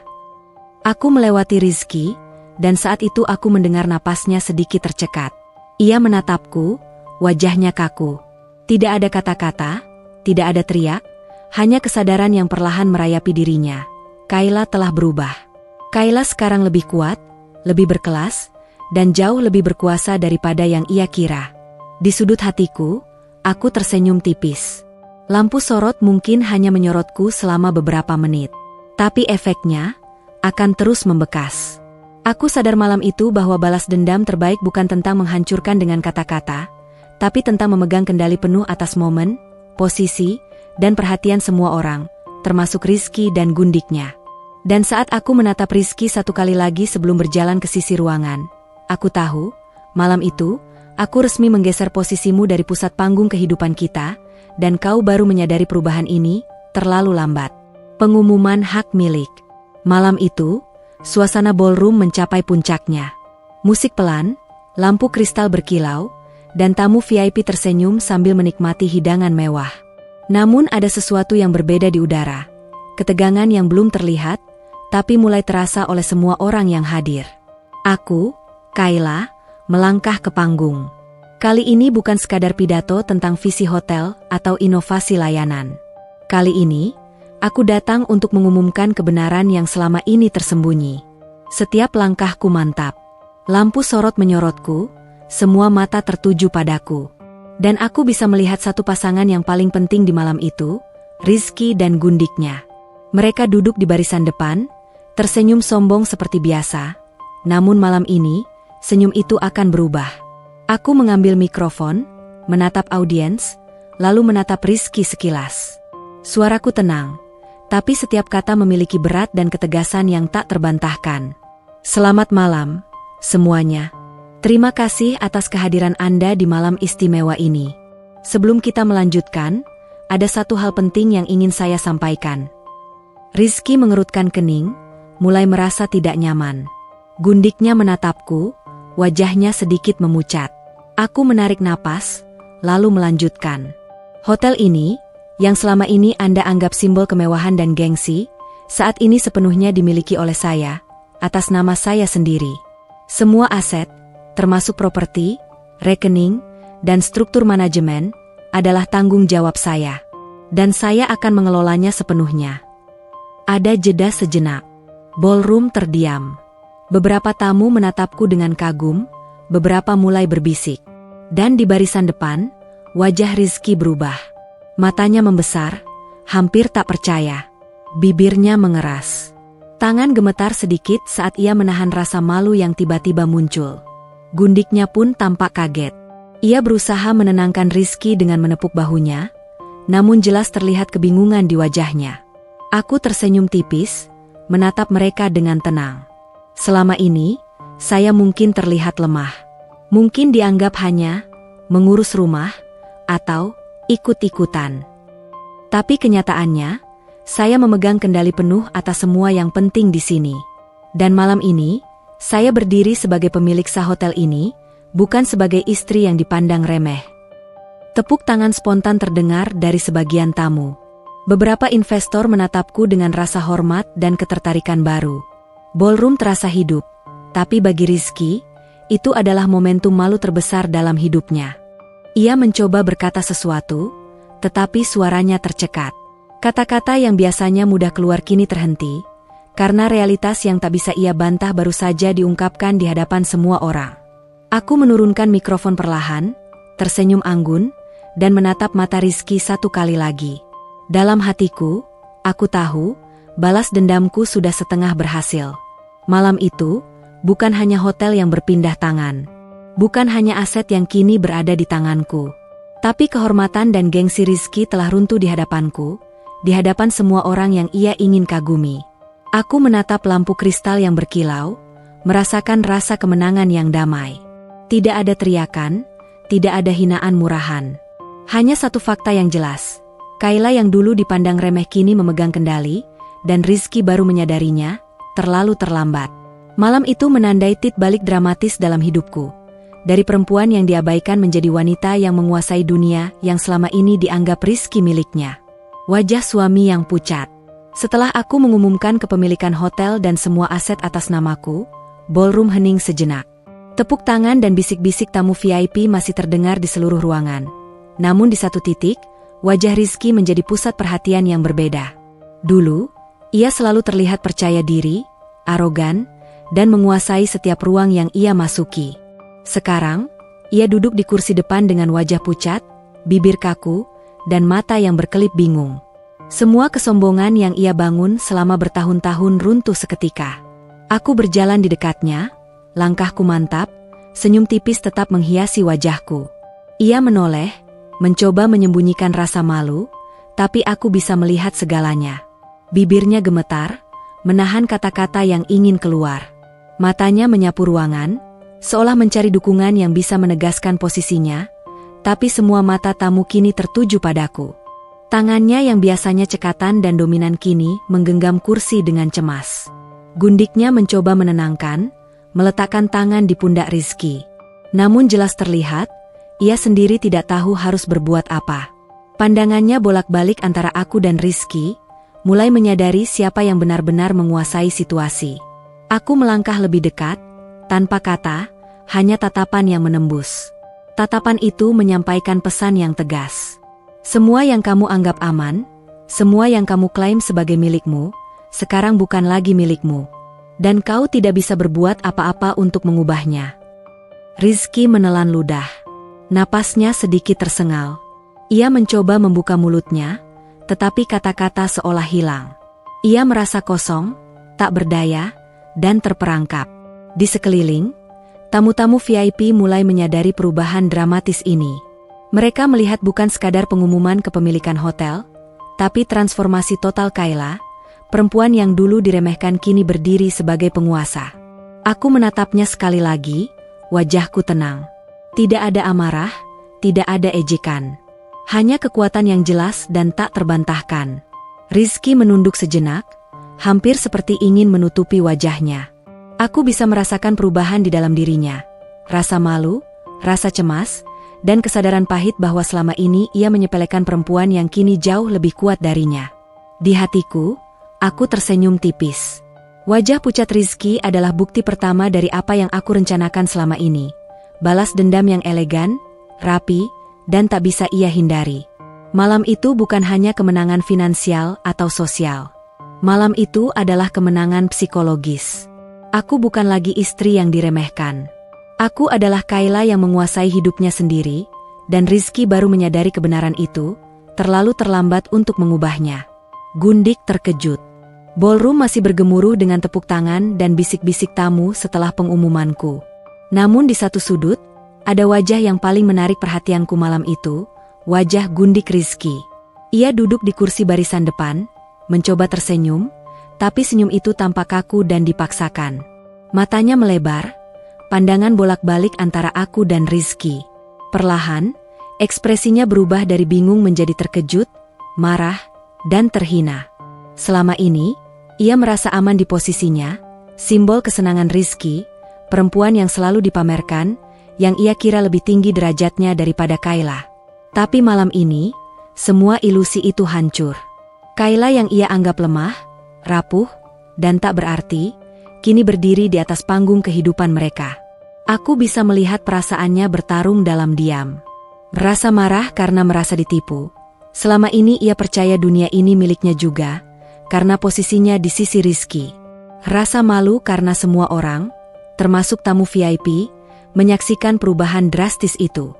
Rasa takut karena ia sadar, perempuan yang ia remehkan kini memegang kendali penuh atas hotel, aset, dan reputasi sosial yang selama ini ia klaim sebagai miliknya dan Rizky. Gundik itu menatapku tajam, mencoba menutupi rasa terkejutnya dengan tatapan dingin, tetapi jelas terlihat ketidakberdayaan dan rasa tersinggung. Ia mulai menyadari, ia tidak bisa menandingi sosok ini, tidak dalam hal kekuasaan, tidak dalam hal jaringan sosial, dan tentu saja tidak dalam hal wibawa dan aura. Rizky tampak gelisah di sampingnya, mencoba menenangkan Gundik itu, tapi usahanya sia-sia. Gundik itu mulai panik, menyadari bahwa statusnya yang selama ini dipamerkan hancur dalam sekejap oleh fakta kepemilikan dan dominasi Kayla. Aku tersenyum tipis, langkahku mantap berjalan di antara tamu. Setiap gerakanku seolah menegaskan satu pesan. Perempuan yang kau remehkan, kini adalah penguasa. Dan kau, hanyalah tamu di panggung yang sama. Dalam hatiku, aku tahu momen ini penting, bukan sekadar untuk menakuti atau mempermalukan. Ini momen simbolis, saat Gundik yang selama ini menempati posisi sombong, merasa terhina dan tertipu oleh fakta bahwa semua yang ia anggap stabil, rizki dan kekayaan yang ia klaim, sebenarnya bukan di tangannya sama sekali. Di luar, tepuk tangan dan sorak-sorai masih terdengar. Tapi di barisan depan, aku menangkap kilatan kekalahan di mata Gundik itu.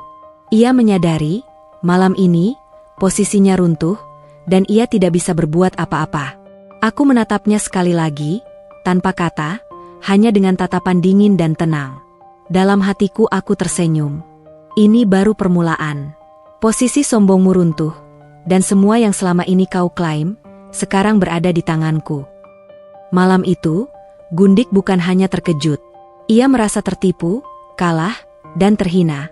Sementara aku, Kayla, mengukuhkan dominasi sepenuhnya dalam dunia yang selama ini mereka anggap milik Rizky. Reaksi publik dan tamu. Ballroom itu kini penuh dengan bisik-bisik dan tatapan yang sulit disembunyikan. Tepuk tangan yang meriah sebelumnya masih terdengar, namun atmosfernya berubah menjadi campuran kagum, penasaran, dan sedikit simpati bagi yang tersentak oleh kebenaran. Aku, Kayla, berdiri di tengah sorotan lampu, menyadari satu hal. Semua mata kini tidak lagi tertuju pada Rizky. Semua orang melihatku, memperhatikanku sebagai sosok yang mengambil alih panggung sosial, finansial, dan psikologis yang selama ini dianggap milik suamiku. Sejumlah tamu mulai berbisik di belakang tangan mereka. Benarkah ini miliknya sendiri? Aku tidak menyangka Kayla bisa menguasai hotel ini. Rizky, apa yang terjadi dengannya? Rizky duduk di kursi depan, wajahnya pucat, bibirnya kaku, mencoba menutupi rasa malu. Namun semua gerakannya, setiap keringat yang mulai muncul di pelipisnya, memberikan sinyal kepada tamu bahwa pria ini sedang kehilangan kendali sosialnya. Gundiknya mencoba tersenyum, namun tatapannya kosong, dan beberapa tamu pun menatapnya aneh. Menyadari ia hanyalah pendamping yang selama ini ia pamerkan, namun sekarang tampak tak berarti. Aku menurunkan langkah dari panggung, berjalan perlahan di antara para tamu. Setiap tatapanku menegaskan satu fakta. Kayla yang dulu dianggap lemah kini adalah pusat kekuasaan dan perhatian. Seorang investor yang duduk di meja dekat panggung memutar kepala dan bergumam pada rekannya. Lihat, dia bukan hanya cantik. Dia jelas menguasai bisnis, reputasi, dan jaringan sosial. Rizky terlihat kalah. Tamu lain mengangguk, beberapa mulai mencatat kontak atau berbicara dengan sopan kepadaku, seolah mengakui posisi baru yang tak terbantahkan. Rizky mencoba menegakkan postur, mencoba meyakinkan dirinya bahwa ini hanyalah kejutan sementara. Tapi para tamu melihatnya, dan tidak sedikit yang mulai menilai. Ia tampak tidak menguasai situasi. Wajahnya pucat, tampaknya ia kehilangan kendali. Kayla, dia kini penguasa sejati di ruangan ini. Gundik itu menatapku dengan marah tapi juga takut. Ia menyadari bahwa semua orang melihat kebenaran. Kayla adalah pusat kekuatan, dan ia hanya pemain tambahan yang tidak relevan. Aku tersenyum tipis, langkahku mantap. Tepat di hadapan Rizky, aku menyapa tamu dengan sopan, menjawab pertanyaan dengan jelas, dan menerima pujian dengan anggun. Setiap gerakan, setiap kata, membuat posisi Rizky semakin runtuh di mata publik. Aku bisa merasakan rasa frustasi dan kepanikan yang merayap perlahan di wajah Rizky. Ia ingin bicara, ingin memperbaiki gengsinya, ingin memutarbalikkan keadaan, tapi fakta sudah terbuka di hadapan semua orang. Kayla memegang kendali. Rizky hanya seorang tamu yang kehilangan wajah dan status sosialnya. Di sudut hatiku, aku tersenyum dalam diam. Ini bukan sekadar kemenangan pribadi, bukan sekadar pengumuman legal kepemilikan hotel. Ini adalah balas dendam yang tuntas di ranah sosial, di mana semua mata melihat siapa yang sebenarnya berkuasa. Dan malam itu, satu fakta jelas bagi semua. Rizky yang sombong, yang selama ini pamer kekuasaan, kini kalah tanpa perlawanan. Sementara Kayla yang dulu diremehkan berdiri sebagai penguasa yang elegan dan tidak terbantahkan. Kebebasan baru. Setelah tepuk tangan mereda dan tamu-tamu mulai sibuk dengan percakapan mereka, aku berdiri sejenak di tengah ballroom, menatap sekeliling. Semua mata yang sebelumnya tertuju pada Rizky kini memperhatikanku dengan rasa hormat, kagum, dan takjub.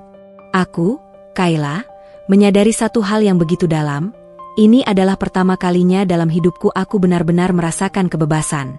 Bukan kebebasan semu, bukan kebebasan yang tergantung pada orang lain, tapi kebebasan penuh atas hidupku sendiri. Hotel ini bukan sekadar aset. Ia adalah simbol perjalanan panjangku.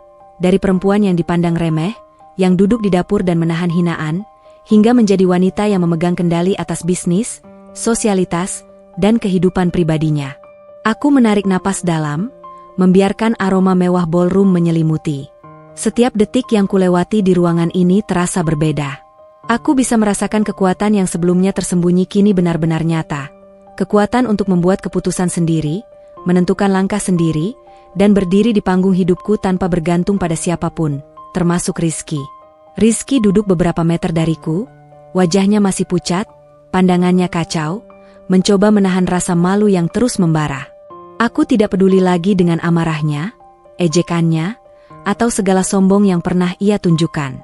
Kini, aku merasa damai dan puas. Kemenangan ini bukan hanya soal balas dendam. Ini juga tentang pengakuan.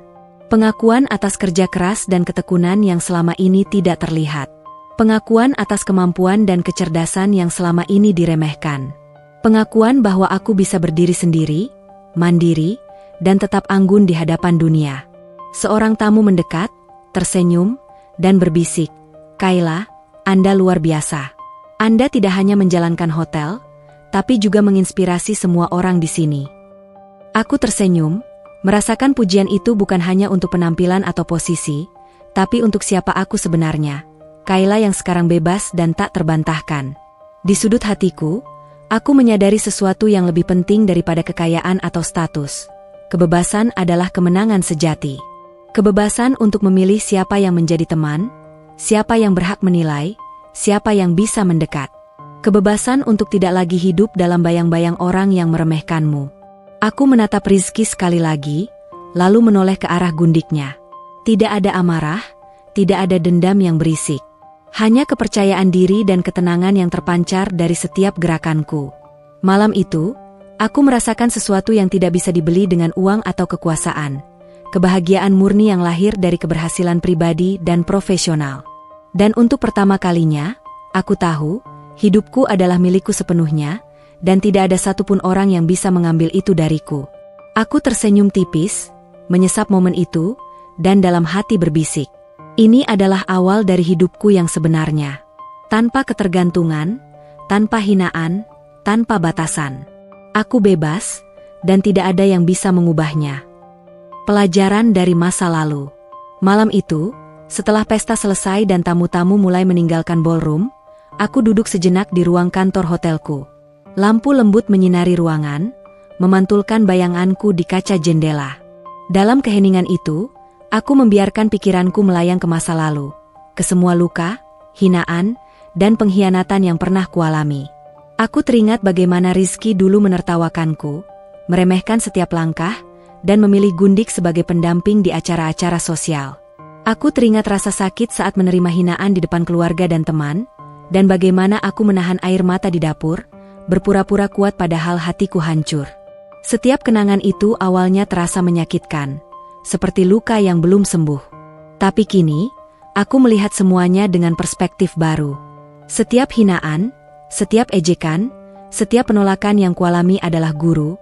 Mereka mengajarkanku satu hal. 1. Kekuatan tidak lahir dari pengejaran orang lain, tapi dari penguasaan diri sendiri. 2. Harga diri adalah pondasi yang tak bisa digadaikan, dan orang lain tidak berhak menentukan nilainya. 3. Kesempatan sering tersembunyi di balik penderitaan, dan hanya mereka yang gigih yang bisa menemukannya. Aku tersenyum tipis, membiarkan semua rasa sakit berubah menjadi pelajaran yang berharga. Semua pengalaman buruk itu mengajarkanku strategi, kesabaran, dan ketenangan. Tanpa masa lalu yang pahit, aku tidak akan menjadi Kayla yang ada hari ini, perempuan yang berdiri tegak di atas panggung, memegang kendali atas hotel, aset, dan kehidupannya sendiri. Aku juga merenungkan pengkhianatan Rizky dan gundiknya. Mereka memberi pelajaran penting, percaya pada orang yang salah bisa menghancurkan diri sendiri, tapi belajar dari pengkhianatan bisa membangun kekuatan yang tak tergoyahkan. Aku menarik napas panjang, merasakan udara malam di ruangan itu. Ada rasa lega, tapi juga rasa bangga. Bangga karena aku telah menolak menjadi korban seumur hidup. Bangga karena aku mampu membalik keadaan tanpa harus jatuh ke dalam amarah atau balas dendam murahan. Dalam hati, aku berbisik pada diriku sendiri. Terima kasih atas semua rasa sakit. Terima kasih atas semua pengkhianatan. Tanpa itu, aku tidak akan tahu kekuatan yang sesungguhnya. Dan kini, aku tidak lagi takut. Aku siap untuk apapun yang akan datang. Momen itu bukan hanya refleksi pribadi. Itu adalah pengakuan atas perjalanan panjang, keberanian, dan kebijaksanaan yang kutemukan dari masa lalu. Semua luka yang dulu membuatku rapuh, kini menjadi pondasi bagi kekuatan dan kebebasanku. Aku menatap bayangan diri di kaca, tersenyum dengan ketenangan yang baru. Masa lalu bukan untuk ditangisi, tapi untuk dipelajari. Dan aku telah mempelajarinya dengan cara yang sempurna. Memperkuat diri sendiri. Hari-hari setelah pesta itu menjadi babak baru dalam hidupku. Aku tidak lagi menunggu persetujuan siapapun, tidak lagi bergantung pada penghargaan dari Rizky atau gundiknya. Aku, Kayla, memfokuskan seluruh energi, waktu, dan pikiranku pada diri sendiri, bisnis, dan masa depan yang kini sepenuhnya berada di tanganku. Pagi hari dimulai lebih awal.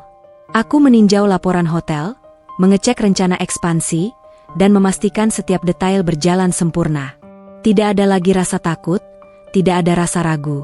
Setiap keputusan yang kuambil membawa dampak nyata, bukan hanya untuk hotel, tapi juga untuk reputasiku sebagai pemimpin yang kredibel dan dihormati. Selain urusan bisnis, aku juga mulai memperkuat diri sendiri secara pribadi.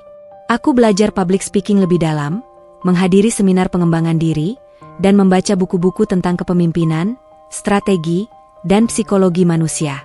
Aku ingin tidak hanya sukses secara materi, tetapi juga matang secara mental dan emosional. Setiap langkah yang kuambil adalah investasi untuk masa depan yang tidak tergantung pada siapapun. Aku membangun jaringan dengan orang-orang yang benar-benar berkualitas, mereka yang menghargai kemampuan dan integritas, bukan status sosial atau nama suami.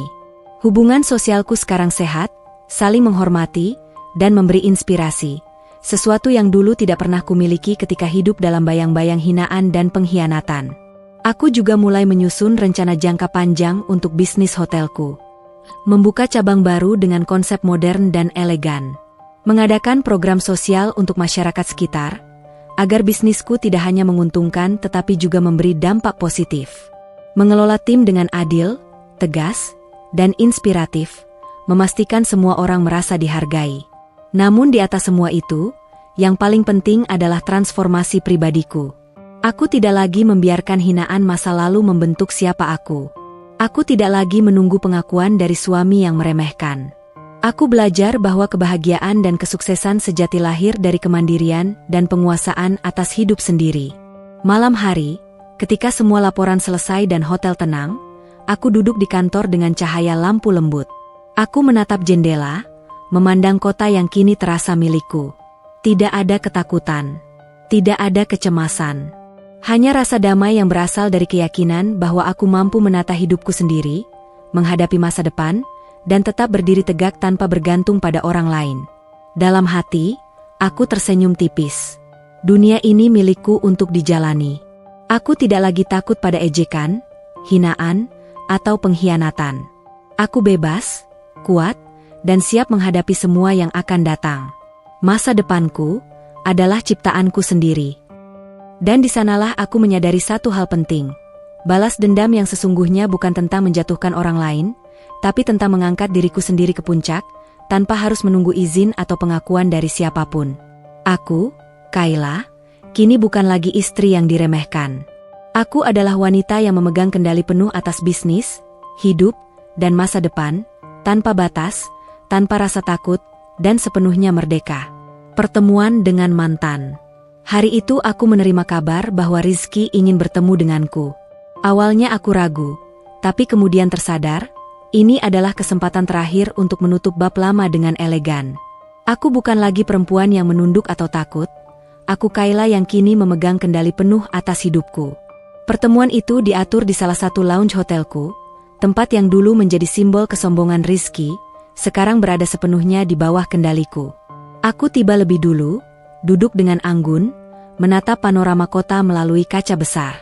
Segala ketenangan, aura, dan wibawa yang kuasa selama beberapa bulan terakhir memancar dari setiap gerakanku. Rizky datang, wajahnya pucat, pandangannya cemas, langkahnya berat. Ia mencoba tersenyum, tapi jelas terlihat ketegangan di bahu dan tangannya yang sedikit gemetar. Gundiknya tidak tampak di sini, entah karena malu atau takut menghadapi kenyataan. Aku menatapnya tenang. Tidak ada amarah, tidak ada hinaan. Hanya ketenangan yang tajam dan tidak bisa diganggu. Kau ingin bertemu? Suaraku pelan, tapi jelas.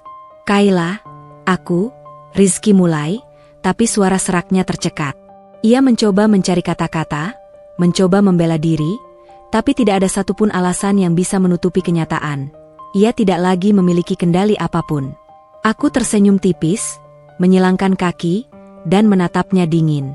Rizky, aku tidak di sini untuk berdebat atau membalas dendam. Aku di sini hanya untuk memberimu satu fakta. Hidupku tidak lagi tergantung padamu. Tidak ada satupun yang bisa kau klaim dariku sekarang. Rizky menelan ludah. Ia ingin berbicara, tapi kata-kata itu hilang begitu saja di mulutnya.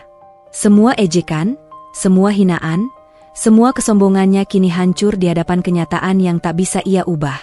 Aku berdiri perlahan, melangkah mendekat. Aura tenang tapi kuat menyelimuti ruang itu. Ingat dulu kau menertawakanku, meremehkanku, memilih gundikmu di atasku? Kau pikir itu akan berlangsung selamanya? Tidak. Waktu dan tindakan yang tepat akan menempatkan semuanya di tempatnya. Rizky menunduk. Wajahnya pucat, napasnya tak beraturan. Ia menyadari bahwa perempuan yang dulu ia anggap lemah kini adalah kekuatan yang tak tertandingi. Aku menatapnya lama. Ini bukan balas dendam dengan teriakan atau hinaan. Ini balas dendam elegan. Dengan bekerja, dengan membangun, dengan berdiri tegak. Dan lihatlah, kau kalah. Di hadapanku, di hadapan dunia, dan bahkan di hadapan dirimu sendiri. Ia tidak berkata apa-apa. Bahkan mencoba membela diri akan terdengar sia-sia. Karena malam ini, hanya satu fakta yang bisa diterima Rizky. Kayla yang dulu diremehkan telah menguasai panggung hidupnya sendiri. Sementara ia, hanya menatap dengan wajah pucat, tak berdaya, dan penuh penyesalan. Aku tersenyum tipis sekali lagi, lalu menambahkan. Aku berharap kau belajar sesuatu dari semua ini. Tapi sekarang, pertemuan ini selesai.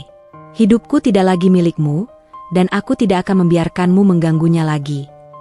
Dengan langkah mantap, aku meninggalkannya di lounge itu, meninggalkan Rizky duduk sendirian, terperangkap antara rasa malu, penyesalan, dan ketidakberdayaan. Di luar, udara malam dingin tapi segar. Aku menghirupnya dalam-dalam, merasakan beban lama hilang sepenuhnya, digantikan oleh rasa kebebasan yang nyata dan damai. Pertemuan itu bukan hanya konfrontasi.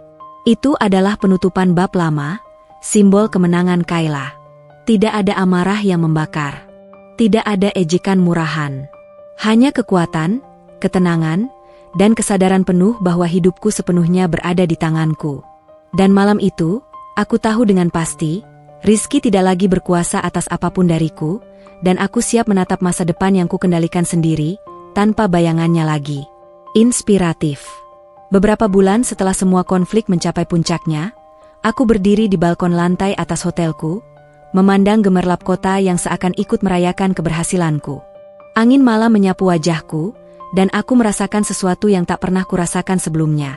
Kedamaian penuh, kebanggaan sejati, dan kebebasan tanpa syarat.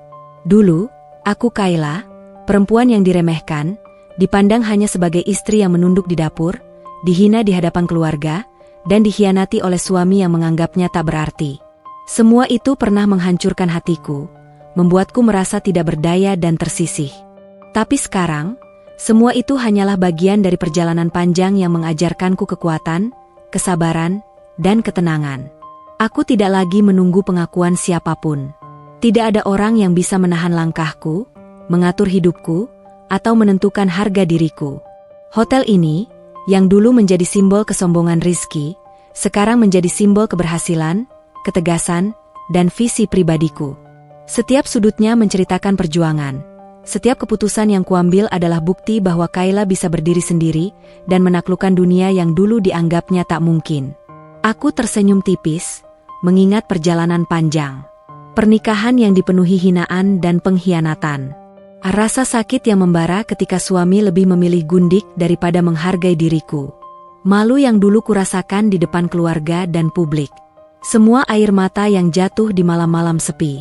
Semua itu, kupelajari, adalah bahan bakar untuk membentuk diriku menjadi sosok yang tak tergoyahkan. Kini, aku bukan lagi korban. Aku pemimpin, wanita sukses, tegas, dan bebas dari belenggu rumah tangga yang menindas. Aku bisa memutus rantai masa lalu dan menata masa depan sesuai kehendakku sendiri. Tidak ada siapapun yang bisa menghalangi langkahku. Aku menatap langit malam, dan dalam hati berbisik, Terima kasih atas semua luka. Terima kasih atas semua hinaan dan pengkhianatan. Tanpa itu, aku tidak akan menjadi wanita yang kuat, mandiri, dan percaya diri seperti sekarang. Hidupku adalah milikku, dan aku memilih untuk bersinar. Di balik senyum itu, ada satu kepastian. Kebahagiaan sejati lahir dari keberanian untuk berdiri sendiri, memegang kendali hidup sendiri, dan menolak dikalahkan oleh siapapun. Aku, Kayla, berdiri di puncak dunia yang kubangun sendiri. Tidak ada ketergantungan, tidak ada penyesalan yang membelenggu, hanya kemenangan pribadi, kebebasan yang murni, dan masa depan yang penuh harapan. Malam itu menjadi simbol, akhir dari penderitaan, awal dari kehidupan baru yang kukendalikan sepenuhnya. Dan untuk pertama kalinya dalam hidupku, aku benar-benar tersenyum lega. Aku bebas. Aku kuat. Aku Kayla. Dan dunia ini milikku untuk dijalani. Tamat.